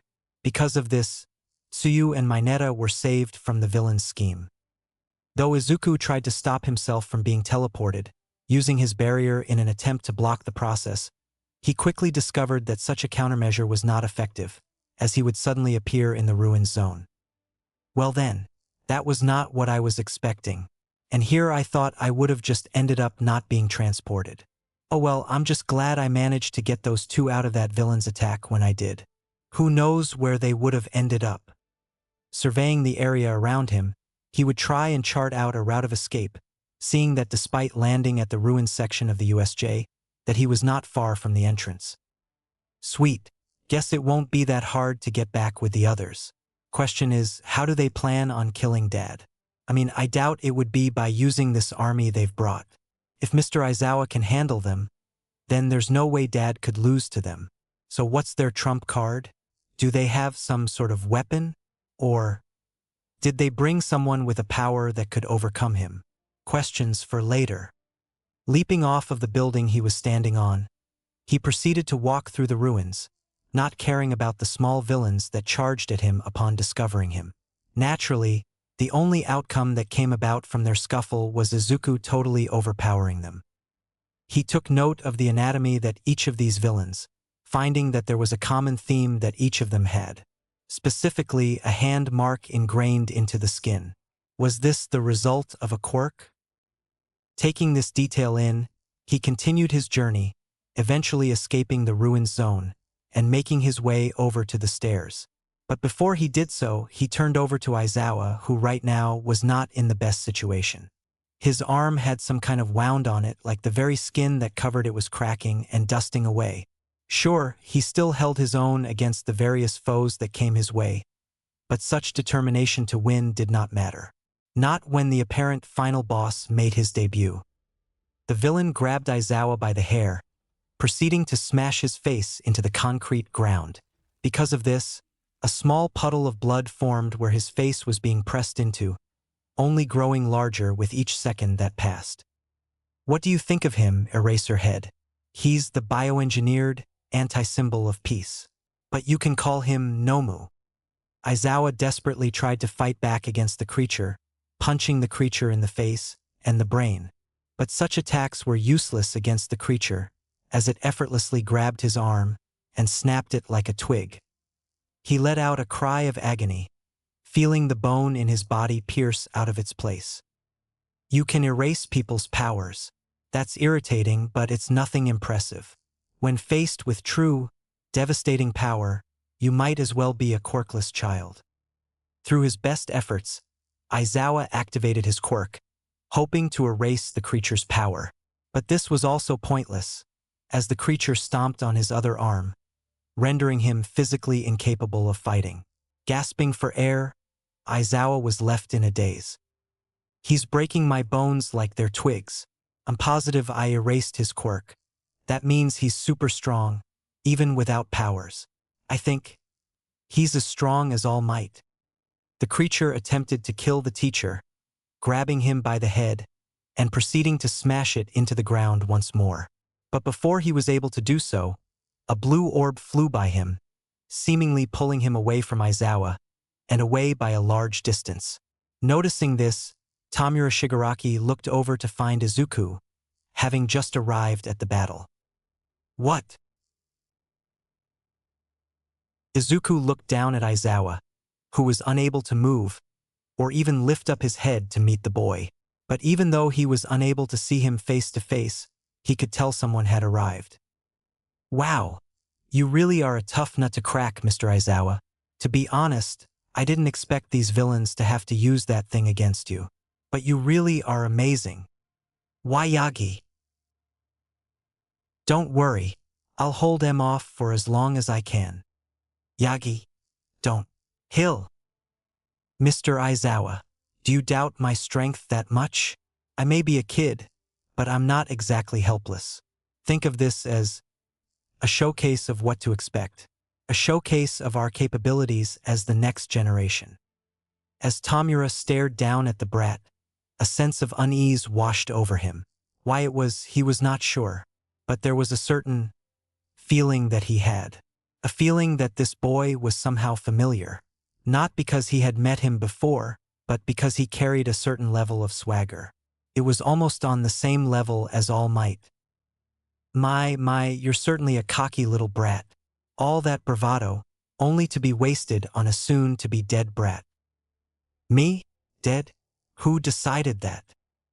While Tamura was slightly irritated by the boy's attitude, this frustration would only grow once the portal villain appeared next to him. Tamura Shigaraki. Kurogiri, did you manage to kill 13? The rescue hero is out of commission, but there were students I was unable to disperse and one of them got outside of the facility. Ha! I tried to stop them, but one of them used some kind of gravity quirk to stop me from moving. Tamura was showing signs of mental instability, with the villain beginning to scratch himself. Small trickles of blood would eventually seep down from his neck, all while his concerns were not on his physical well-being, but rather the outcome of the situation. Kurogiri, you fool, if you weren't our warp gate, I'd tear apart every last atom in your body. There's no way we can win if dozens of pros show up to stop us. It's game over. Back to the title screen. And I was looking forward to finishing this today. And all I wanted was to kill the symbol of peace. But maybe killing one of his brats and breaking him will suffice. Oh, if it makes you feel better, All Might is my dad, so that should give you some motivation. Not sure if the boy was tricking him with that sudden revelation. Tamura chose to ignore him. As if I would believe a lie like that. I mean, if you don't want to believe me, then that's on you. Tamura shifts his stance a bit, moving away from the boy slightly, before the Nomu suddenly appears next to him, hoping to deliver a kill strike. But its fist quickly stops in its tracks. Oh yeah, now this is definitely going to be easy. If your monster here can't even penetrate through my barrier, then there's no need for concern. Blue. Raising his finger up, a small blue orb suddenly began to form, with the boy shooting it at the creature. Because of how concentrated the attack was, the Nomu began to feel itself being pulled apart, losing an arm, but narrowly escaping the rest of the blast. But after it did so, its arm quickly regenerated, going back to the point where nothing had happened to it. Izuku whistled loudly, impressed by the creature's regeneration capabilities.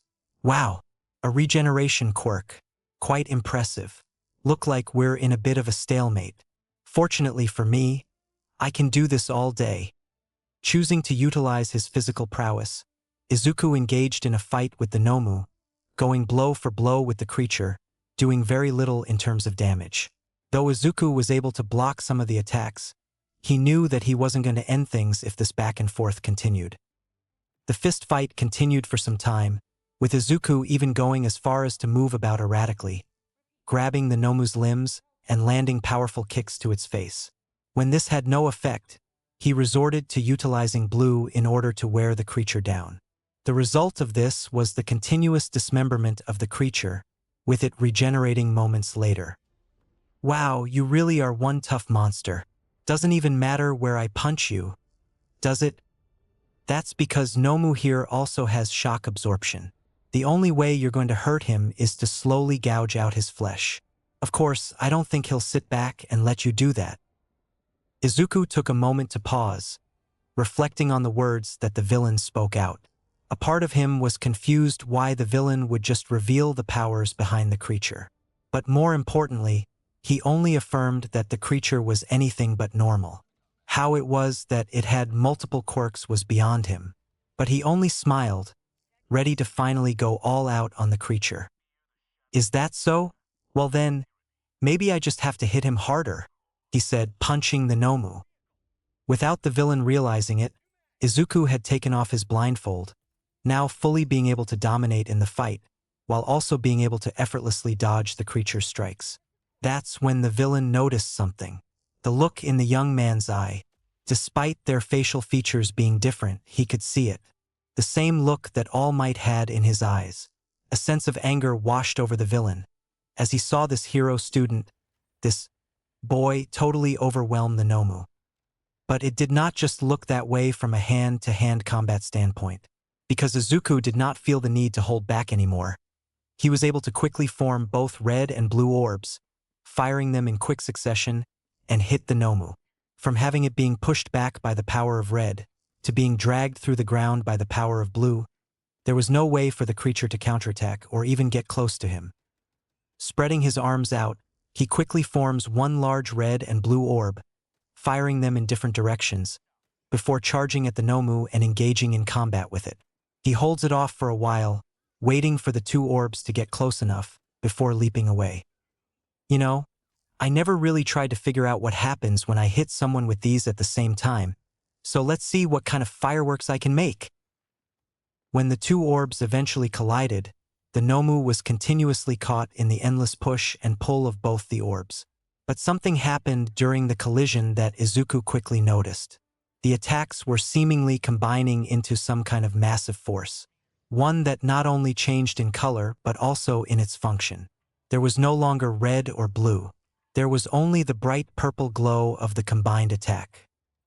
The Nomu desperately tried to regenerate from the attack that it was being hit by, but it largely failed to do so as the attack only erased what it tried to regenerate.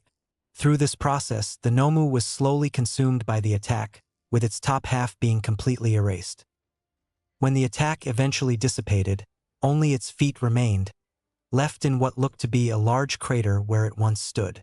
The young man couldn't help but be impressed by this, smiling nervously at the destructive capabilities of the attack. Whoa, I'm getting goosebumps just by looking at that. All of that just by combining red and blue? Now that is seriously amazing. What should I call this attack anyway? I mean, just calling it purple isn't exactly cool given its end result. But I'll put a pin on that.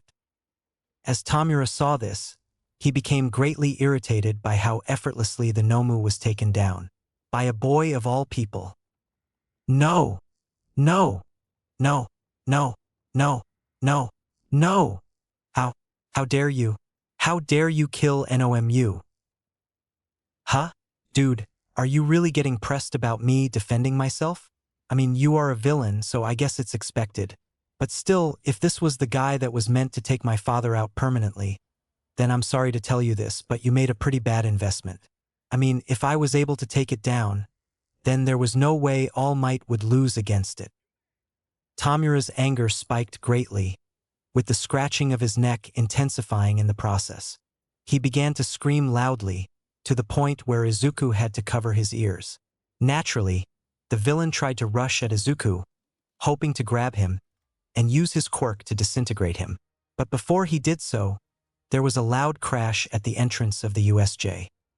The two looked up towards the entrance, completely forgetting about the fight that they were about to engage in. From what they saw, the dust blasted throughout the area, with only the sounds of footsteps echoing throughout the complex. Though Izuku did not know who it was that arrived, from hearing the voice that followed, he knew that victory was in their grasp. Have no fear, students, because I am here, All Might said with a stern expression. No, no, no, no, no, no, no. Anything but this. Why does he have to show up now? If only that brat didn't kill Nomu. I could have had All Might killed by now. Kurojairi, who was standing beside Tamura, noticed his madness growing and tried his best to calm him. Tamura Shigaraki, do not falter now. With Nomu gone, we can't continue this assault any longer. For now, we have to retreat. Retreat! Izuku cried out, having heard the villain's words. But All Might only just got here. Besides, isn't he the one you wanted to fight? Did me beating that Nomu thing really shatter your confidence? If that's the case, I would consider a career change. You? Why you? Dash. Tamura, we must flee. As Kurojairi began to activate his quirk, Izuku tried to prevent their escape by creating a blue orb, shooting it at them in order to pull them away from each other.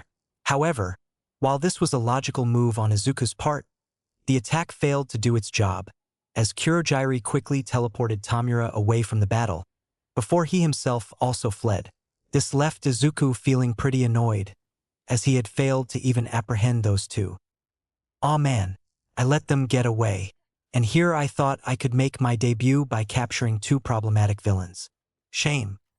He began to rub his hands through his hair, remembering to put his blindfold back on in order to reduce the optical stimuli. Upon doing so, he heard large footsteps approaching him, with him suddenly being lifted into the air. Young Yagi, thank goodness you survived. Oh, All Might, good to see you too. When Ida told me what was happening, I was a little worried, but thankfully you didn't get hurt. As expected. Oh Dad, you don't need to worry about me, but I would be more concerned about all the other students. They may have gotten into the hero course, but it's better not to risk it. A good point. Now then, I want you to return upstairs and meet up with the others. I've got some justice to dish out. Dashing away from the center of the USJ, he began to quickly make quick work of the villains in the other zones, with the students trapped there watching in awe at the hero's power. Those that were at the top of the stairs were rather dumbfounded by the situation before them. The villains that seemed intimidating were quickly being defeated by All Might's overwhelming power. Not to mention, Izuku's triumphant victory against the Nomu quickly helped them understand the power gap between them and Izuku. Man, as much as I'm happy that Yagi beat that brain dude, I'm convinced he is a monster, Sato said to his classmates. A monster in what regard? Zero asked him. You know, he's kind of like All Might. If I were a villain, I would rather surrender than even attempt to fight him. That's fair. Even still, it's a little much to call him a monster. He's our classmate after all. Yeah, maybe I was going a bit far calling him that. Huh? Calling who what? Izuku said, having gotten to the top of the stairs. Huh? Oh, I dash. These guys were just talking about you and that powerful quirk of yours. Sato here called you a monster, Chaco told him. The two slightly panicked, thinking their classmate was going to take offense to the comment. But Izuku was more or less chill about the comment. Oh, is that all? I mean, it makes sense why I would be called that. But no need to stress, you guys. I am trying to become a hero after all. Oh, I see. Well then, glad to hear it, Sato said, giving a thumbs up. As they were chilling at the entrance, the door would soon open, with Tenya attempting to relieve his classmates by announcing his arrival. Fear not, my classmates. Your class rep has returned. I've fulfilled my duty, and I've brought reinforcements. Oh, hey Ida. Glad you made it, Izuku said with a carefree demeanor. Izuku? Hold on. What happened while I was gone? Oh, a lot of stuff happened, Ida, Mina told him. It got scary at first with that whole brain guy hurting Aizawa, but thankfully Yagi here managed to take down that Nomu like he was nothing. And that thing was as strong as All Might apparently. This information surprised Tenya to a large degree.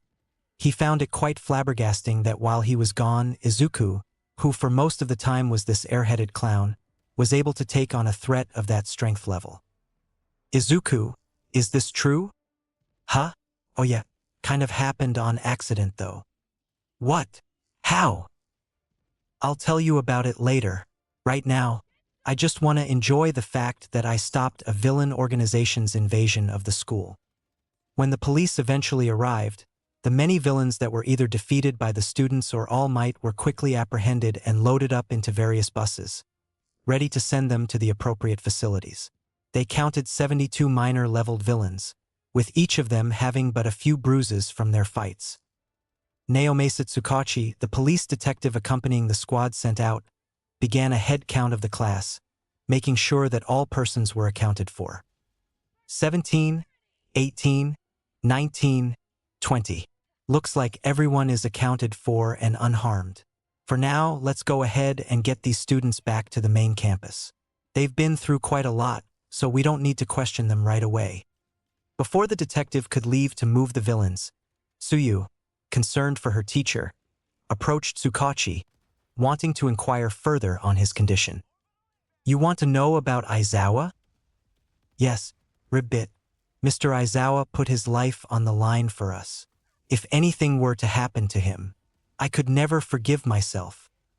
Rubbing the back of his head, Tsukachi thought on the matter before grabbing out his phone. Well, I'd have to have the rescue squad member watching over him on call in order to deliver the news to you. He'll know more of his current condition.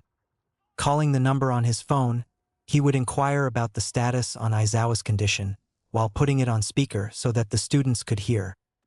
To answer your question, Tsukachi, whatever he fought at the USJ caused great damage to his body. The bones in his arms are splintered. He's got facial fracturing. And although he doesn't have serious brain damage, there's a possibility his vision is going to be impaired once he's healed up. His orbital floor has been almost completely destroyed after all. The students were naturally worried for their teacher. Despite his rugged appearance and cold nature, it was clear that the man had genuine care for his students, going above and beyond in order to keep them safe. When the same concern was brought up for 13, Tsukachi eased their worry. Um, Sir, what about 13? Mina asked him. There's no need to worry there. Despite some pretty bad lacerations to the back, 13 is gonna pull through, good as new. For now, your concern should be getting back to class. The students responded to the detective's words, giving him a yes, sir, before heading off on a separate bus back to campus. However, Tsukachi continued his job, surveying the villains that boarded the police buses in single file. But something caught his attention as he did so. A handprint? Why do each of these villains have a handprint on them? And why is it the size of a child's? He thought to himself. Writing down this observation into his notepad, he found that not only did they all bear the same handprint, but that there was some that had slight burn marks from the print. Was this the result of a quirk? He thought to himself. He wasn't quite sure as to what to make of it. However, he would need to look into this further if he wanted to understand it, including interrogating several of the captured villains in order to get information. Elsewhere, two men stood in a laboratory, the light above them humming softly as the full extent of what they heard from Tamura became clear. When he had returned, they had hoped that he was successful in his mission. However, what they instead heard was something they could not understand. Or at least, one of them could not understand. What do you mean the Nomu lost to a child? Doctor. The brat he fought against the Nomu like it was nothing, Tamura said to him. With every move he was making a mockery of the fight. It was as if he already knew he was going to win, and that purple ball of light, it took out Nomu without so much as an issue. All that remained was his feet. The doctor was quite frightened by this testimony. A boy that powerful was Inoue? How did he not know about this sooner? It was clear that whoever this child was likely on par, if not stronger than All Might. But there was question he had to ask. What was the child's name? That's the thing. He claimed that he was the son of All Might. This caught the doctor's and the other man's attention. From what Dr. Garaki had been told, All Might's identity was Toshinori Yagi. A man like that having a family was unlikely, given how much time he spent doing hero work. But then Garaki recalled hearing that last name before, back when he was operating under the guise of a quirk doctor. Yagi, it was that white-haired brat I saw many years back. So that's how high he has elevated. He's become a bigger problem than his father. Tamura, naturally, you're upset. I understand your frustration, the other man said to him. But this was not a futile mission. We've learned many things. The doctor was taken aback by this lax attitude his master was showcasing. In all his years of being a disciple of the man, he had never seen this side of him. Was it simply a matter of him finally growing older? Or was it the result of his loss against All Might? For now, gather the villainous elite. Take all the time you need. We must remain hidden in the shadows, which is why I need you to be my face, a symbol of your own. Tamura Shigaraki, next time, you will show the world that it should be afraid of you. After finishing his conversation with Tamura and Kurogiri, Dr. Garaki and All for One conversed with one another, speaking about the failed operation that they spent several days planning. This is not going to work in our favor, my master. That Nomu took months to make. Even with the child's power, augmenting its strength to even be at the same level as All Might's took time and resources. And now that there is another likely far beyond All Might's level, I might not even be able to make a Nomu strong enough to defeat them. Let that be my concern, Doctor. Besides, like I said before, this operation of ours wasn't entirely a failure. We lost a high-end Nomu. How is this not considered a failure? For one, we now know that All Might's boy is attending UA and is quite powerful on his own. I believe you were his doctor when he first awakened his powers. Is that right? That is correct, Master. I do apologize for my failures. Had I known that this boy's power would give him the ability to fight against the Nomu, I would have made sure you would have acquired such a power right away. It matters not, Doctor.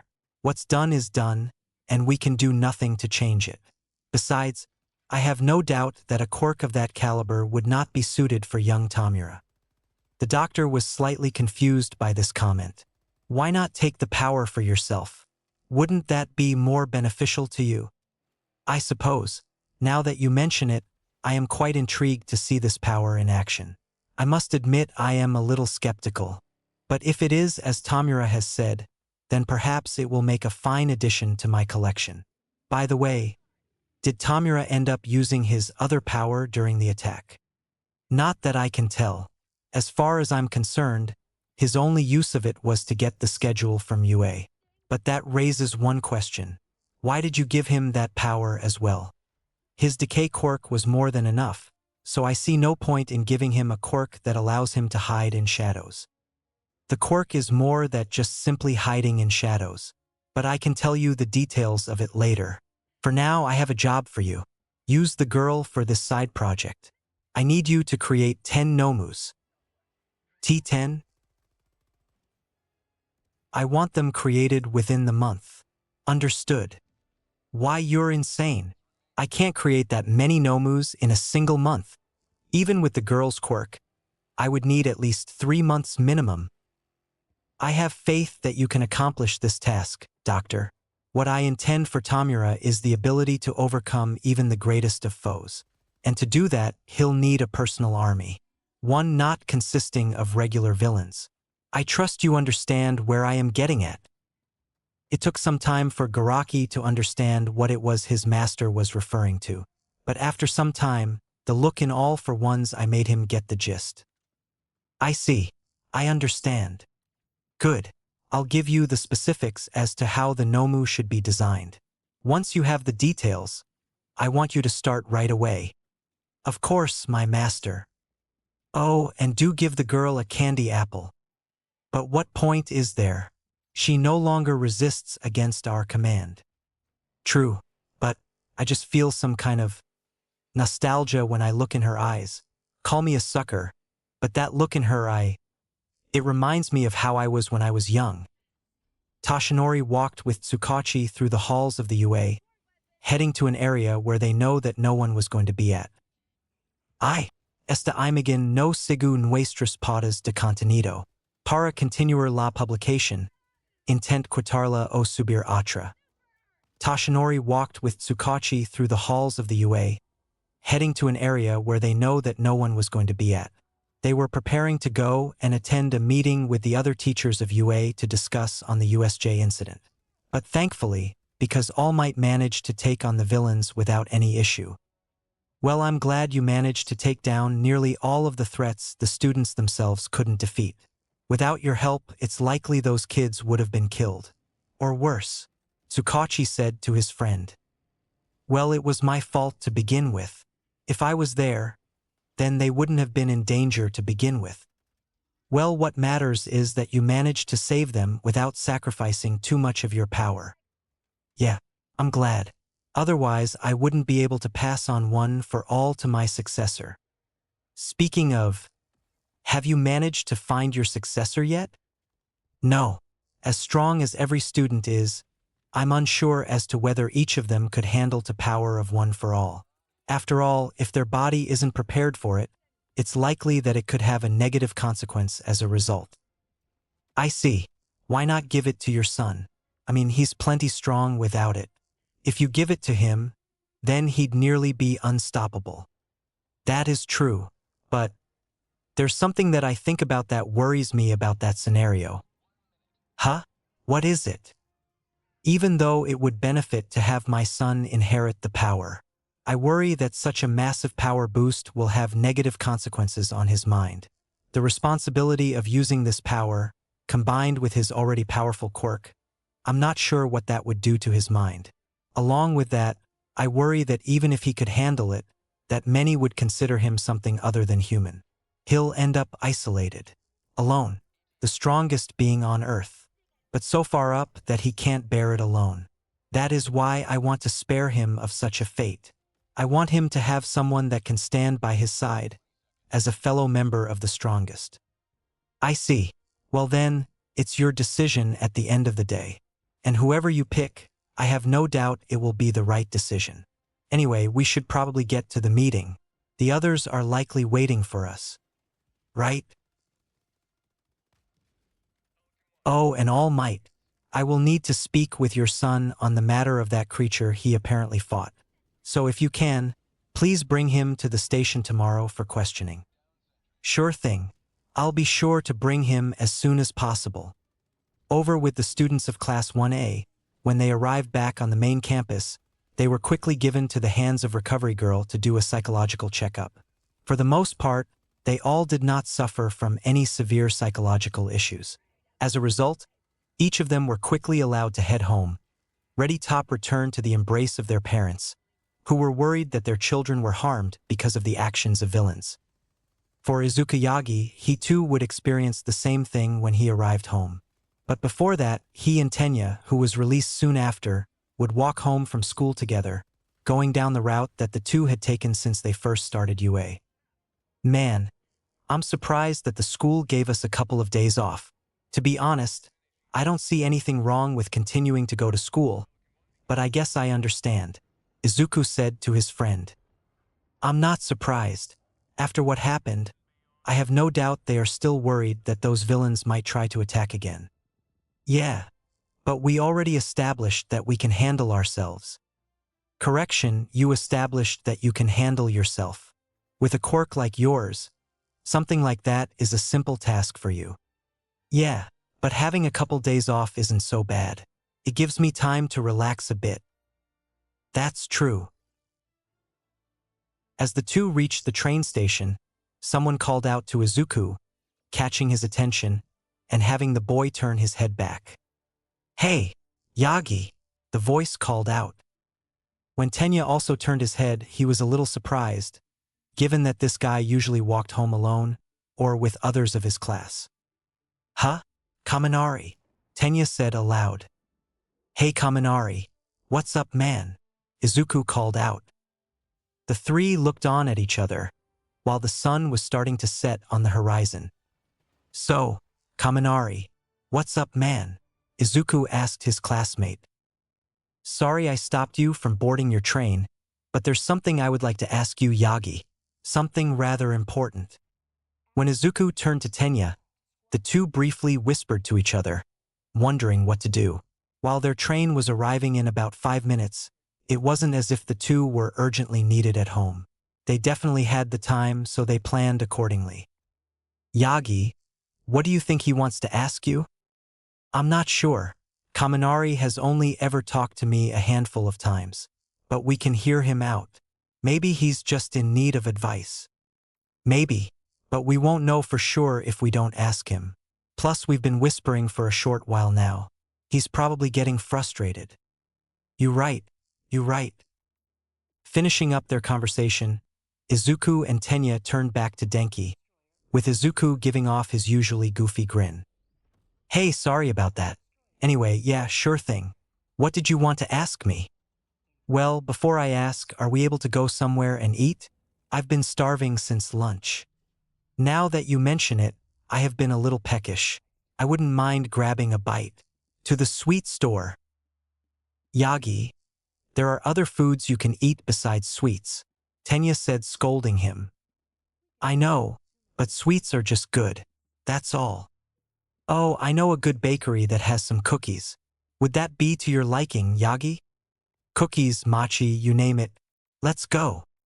Following Denki's lead, the two followed him to a small bakery near the market district, where they sat down and watched, as Izuku devoured most of the cookies he had purchased. Man, you're really downing those cookies, my guy. Perhaps you should ask Sato to bake some for you. Huh? Sato bakes? When was this a thing? Well, he told some people on the first day. Really? Huh. Maybe I should ask him to make me some sweets. You really should. I sampled one of his pastries, and I'll tell you, it was the greatest thing I've ever tasted. Is that so? Well then, you've convinced me. While Izuku was continuing to eat his remaining cookies, Tenya wanted to get back on topic. So Kaminari, what exactly did you want to ask Izuku? Right? Thanks, Ida. Well Yagi, I wanted your opinion on something. Something I've been thinking about ever since the USJ. Oh, well, in your opinion, is it possible for someone to gain strength similar to yours? Hmm. Is it possible that with enough training, I could reach your level? Izuku was a little puzzled by this question, finding it rather odd that Kaminari would feel a little insecure of the current level of his power. Where are you going with this? Back at the USJ, Yairozu, Jairu, those two fought like crazy trying to save my life, and I couldn't do anything useful. All I did was shock a few of them, and even that, I couldn't even take down one. How can I call myself a member of the hero course if I couldn't take down even one villain? Ah, I see what you mean now. Well, I don't think it's impossible. But your chances of gaining strength similar to mine are quite slim. I mean, unless you've won the genetic lottery, there is going to be a wall you'll eventually hit. Oh, Denki said with some sadness. Fortunately, we don't know whether you have hit that wall. So, I guess the only way you can find out is with training. Well then, if it's all right with you, can you please help me with that training? Me? Train you? That's something I didn't honestly expect to hear. I mean, it wouldn't be a bad idea. Tenya spoke. One sometimes needs an outside perspective to learn more about their powers. Maybe, but the issue is that our powers are fundamentally different, that I see no way that I can provide good advi-dash. That's when Izuku had a thought. Say, what kind of fighter would you say you are? Are you experienced in close quarters? Or are you more of a long-ranged fighter? Well, because of my quirk, I guess I'm more of a long-range type. I see. Well then, maybe there is something I can do. But I am going to be a little busy with stuff. So maybe we can start after our break. Wait, really? Alright. Then where should we meet up? I'll give you the details at school. For now, try to just relax and don't be hard on yourself. We are still children after all. Okay. After their talk with Denki, Tenya and Izuku made their way back to the train station, boarding the train before parting ways and heading home. When he arrived, he was bombarded by worryful tears from his mother, as she began to squeeze tighter on him. Yes, Mom. I know I was in danger today, but could you please release me from this hug? I'm about to run out of air. I'm sorry, honey, but when your father told me on the phone that you guys got attacked by some villains, I couldn't help but worry. Well, as you can see, I'm fine, so you don't need to keep crushing me. Releasing her hold on the boy, Inko was merely thankful that her son was alive, while Izumi, who was watching TV in the other room, did not bother to even greet her brother. Now Izumi, apparently your father isn't coming back until later tonight, so can you assist me with dinner tonight? Why can't Izuku help? She asked her mother. Izumi, your brother has just had a run-in with some dangerous villains. He needs time to adjust. With a heavy sigh, Izumi agreed to help her mother make dinner, while Izuku was allowed to head back to his room where he relaxed for a bit.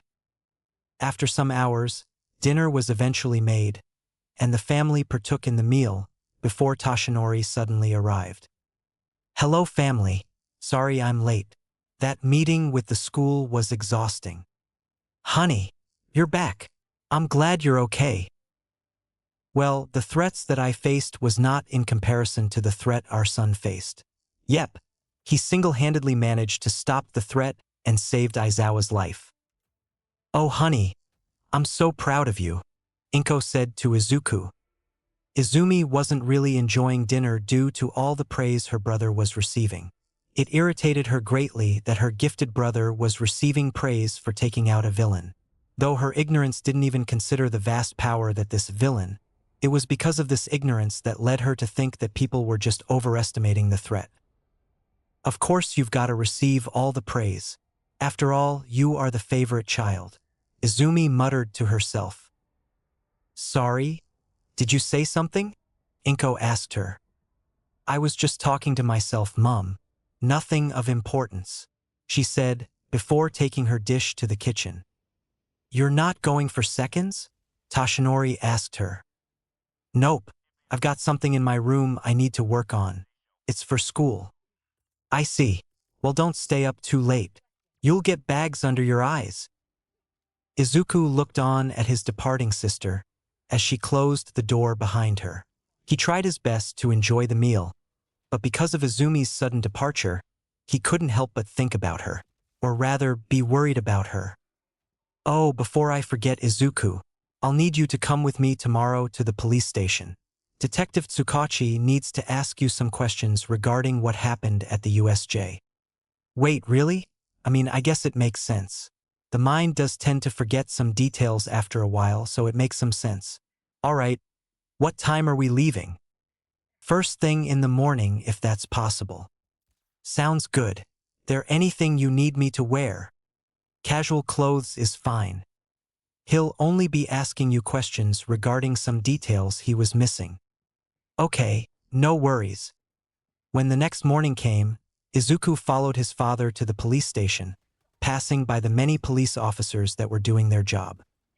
He was rather impressed by the sheer size of the police force whistling softly as he continued to walk with his father. After a short while, the two entered into an office, one where Naomasa Tsukachi was sitting at the desk, speaking with someone on the phone. Don't you worry about me, sis. I'm doing just fine here. For now, you stay with Skycrawler in America. He'll need your help more. Anyway, I have someone I need to speak with. I'll call you back as soon as I can. After ending the call with his sister, Tsukachi returned his focus to the guests entering his office. Tashinori, thank goodness you're here. Sorry I couldn't arrive sooner. I've become something of an old man. My back has been hurting a bit. It's fine. Besides, I was busy this morning anyway, so I couldn't talk to you even if I wanted to. I assume this is your son. Why yes, this is Izuku. Hello, nice to meet you. The pleasure is mine. If you don't mind, I'm going to be asking you some questions in the interrogation room. No worries, I don't mind. Following the detective into an interrogation room, he sat on a table opposite of Tsukachi as the detective laid out a tape recorder. Tashinori was sitting inside of the observation room, finding it odd due to the presence of two other people. The first was a man with beige-colored hair, and the other was a woman with ash-blonde hair. Based on his memory, he recalled that these two were part of the Hero Public Safety Commission, yet he was unsure as to why they were here. Public safety is here? But why make an appearance to a normal interrogation? Tashinori thought to himself. The three watched on at the interrogation as Tsukachi began to question Izuku, in particular, regarding the creature that he had faced at the USJ. For the purposes of this interrogation, may you please state your name, age, and occupation, please? Of course. My name is Izuku Yagi. I am aged 15, and my current occupation is a student. Is that right? Yes. Now, I'm going to be asking you a series of questions regarding the USJ incident that took place a day prior. No worries. All right, first things first. I would like you to describe the events that took place from your perspective. Well, where do I begin? Before we arrived at the USJ, Mr. Aizawa said we were going to be conducting rescue exercises at an off-campus facility. Upon getting changed into our costumes, we boarded a bus and arrived at THU USJ Meeting 13. After a lengthy monologue, we were about to begin the exercise when all of a sudden, a portal appeared near the center of the USJ. One thing led to another, and one of the villains, a mist guy, attempted to scatter everyone across the facility in order for the other villains to kill them. Unfortunately for me, I ended up getting teleported to the ruin zone and dealing with the villains there before making my way back. I see. And what happened afterward? Well, I tried to make my way back to the entrance after defeating some villains, until I saw Aizawa getting into a one-sided fight with a strange Birdman of sorts. Birdman? Yeah, he called it by Nomu or something. Supposedly, it was designed in order to defeat my father, but it didn't take long to defeat the poor guy. And what did this Nomu even look like? Well, it was some big muscular guy with a beak for a mouth, yet it had sharp teeth. One other thing was that it had its brain exposed. I see. And if you could explain, how exactly did you defeat the Nomu anyway? If I'm gonna be honest with you, I kind of defeated it on accident. Accident? Yeah, I was messing around with my powers during the fight and accidentally stumbled onto a move that could unleash devastating power.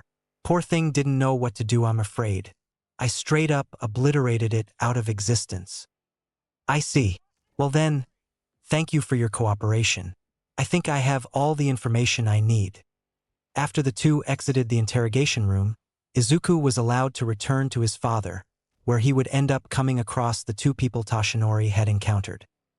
Hey Dad, what's going on? Who are these guys? Oh well, these two are part of the Hero Public Safety Commission. This is the president and this is one of her workers. Yakumaru. It is a pleasure to meet you, the Madam President said to the boy. Likewise, Izuku said, scratching his head. Forgive my rudeness. My associate and I were just here to observe the interrogation between you and Mr. Tsukachi. To hear that you defeated a foe on the same level as your father at your age is quite interesting. Kids like you come once in a generation. Thanks. Good to hear that my feats of strength are recognized outside of school. Though I'm a little worried for your friend there. Is he going to be okay? Izuku asked her. Yakumaru, despite his appearance, is a hard-working member of the Public Safety Commission, though I worry I'm giving him too much work. You do give me too much work, he muttered to himself. I do have an important question for you though, Yagi. Do you feel that you're fully utilizing your abilities at school? I guess, but why do you ask? Well, given the nature of your contributions to the attack, I have no doubt you'll be a great hero in the future. But, given how young you are, don't you feel that you could be so much more? Toshinori was naturally a little uneasy with this question. If they were doing what he thought they were doing, then he wasn't going to let them hear the end of it. I mean, I guess, but school's important. Without it, you can't exactly learn to socialize. Is that right? So you only go to school to socialize? Pretty much. But school has other values besides that. Well, I hardly think that a boy of your talents needs to be held down by school. Tell me, how would you feel if you skipped the process and got your hero license right away?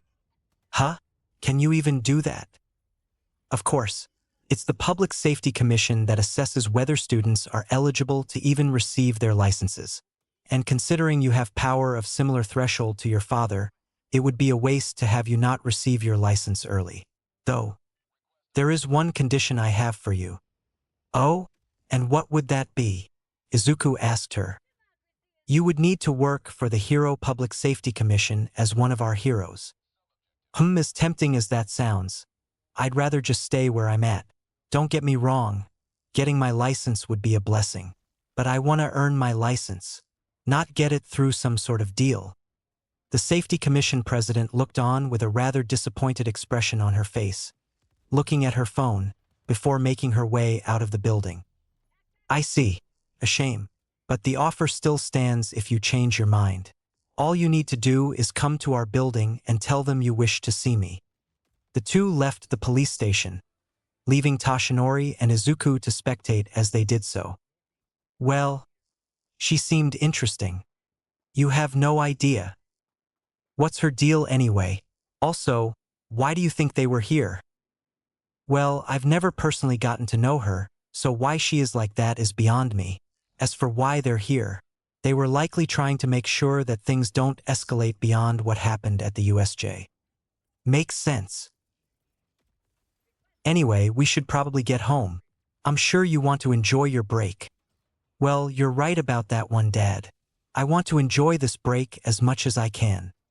Sadly, such a break was only temporary, as the couple days they were given passed by rather quickly.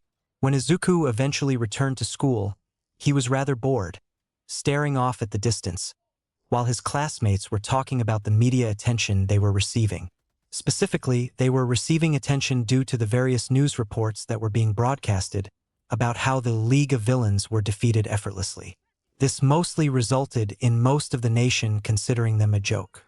But that didn't matter to the Class 1A students. "You guys, did you watch the news last night?" The girl named Hagakure asked her classmates. "It was so cool that we got a few seconds of screen time, though I bet nobody noticed me hanging out in the background." One of her classmates, named Mashireo Ojiro, made a comment on the matter regarding Hagakure's concern. "It is difficult to stand out when you're just gloves. I mean, anyone would have missed them floating around." Aw man. Each of these conversations mostly discussed about the fame that they would likely received from it, with each of them finding it crazy that all because of one event, they were suddenly the talk of the town. The refuting argument from this, however, came from Kyokajiru, who voiced that the media really only cared about the event and not the people involved. "Do you guys seriously think they care that we beat the villains? The only thing that the media cares about is that the hero course that pumps out pros was attacked." Jairu kind of has a point. Zero comments in response. "I mean, we're more of a talking piece than actual celebrities." "Yeah, who knows what would have happened if we weren't able to hold off the villains," Sato adds. But as several of the students began to go about making their own comments on the matter, Izuku stared off out the window, bored of things, before the door opened. Catching his attention, it was Aizawa. He was covered in bandages from head to toe, with his face being completely covered due to the injuries he had sustained. This naturally caused several of the students to shout in panic. Mr. Aizawa?" Several of the students shouted. In response, Aizawa with a monotone voice answered them in his classic fashion. "Morning, class." As he walked into the classroom, the students let out some concerned sounds, with Ijiro being the first to voice his concerns.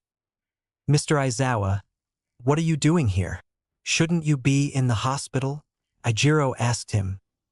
"My well-being is irrelevant, Kirishima. What's more important is that your fight isn't over yet. Right now, there is an important event coming up that will determine the rest of your future. The UA Sports Festival is about to start.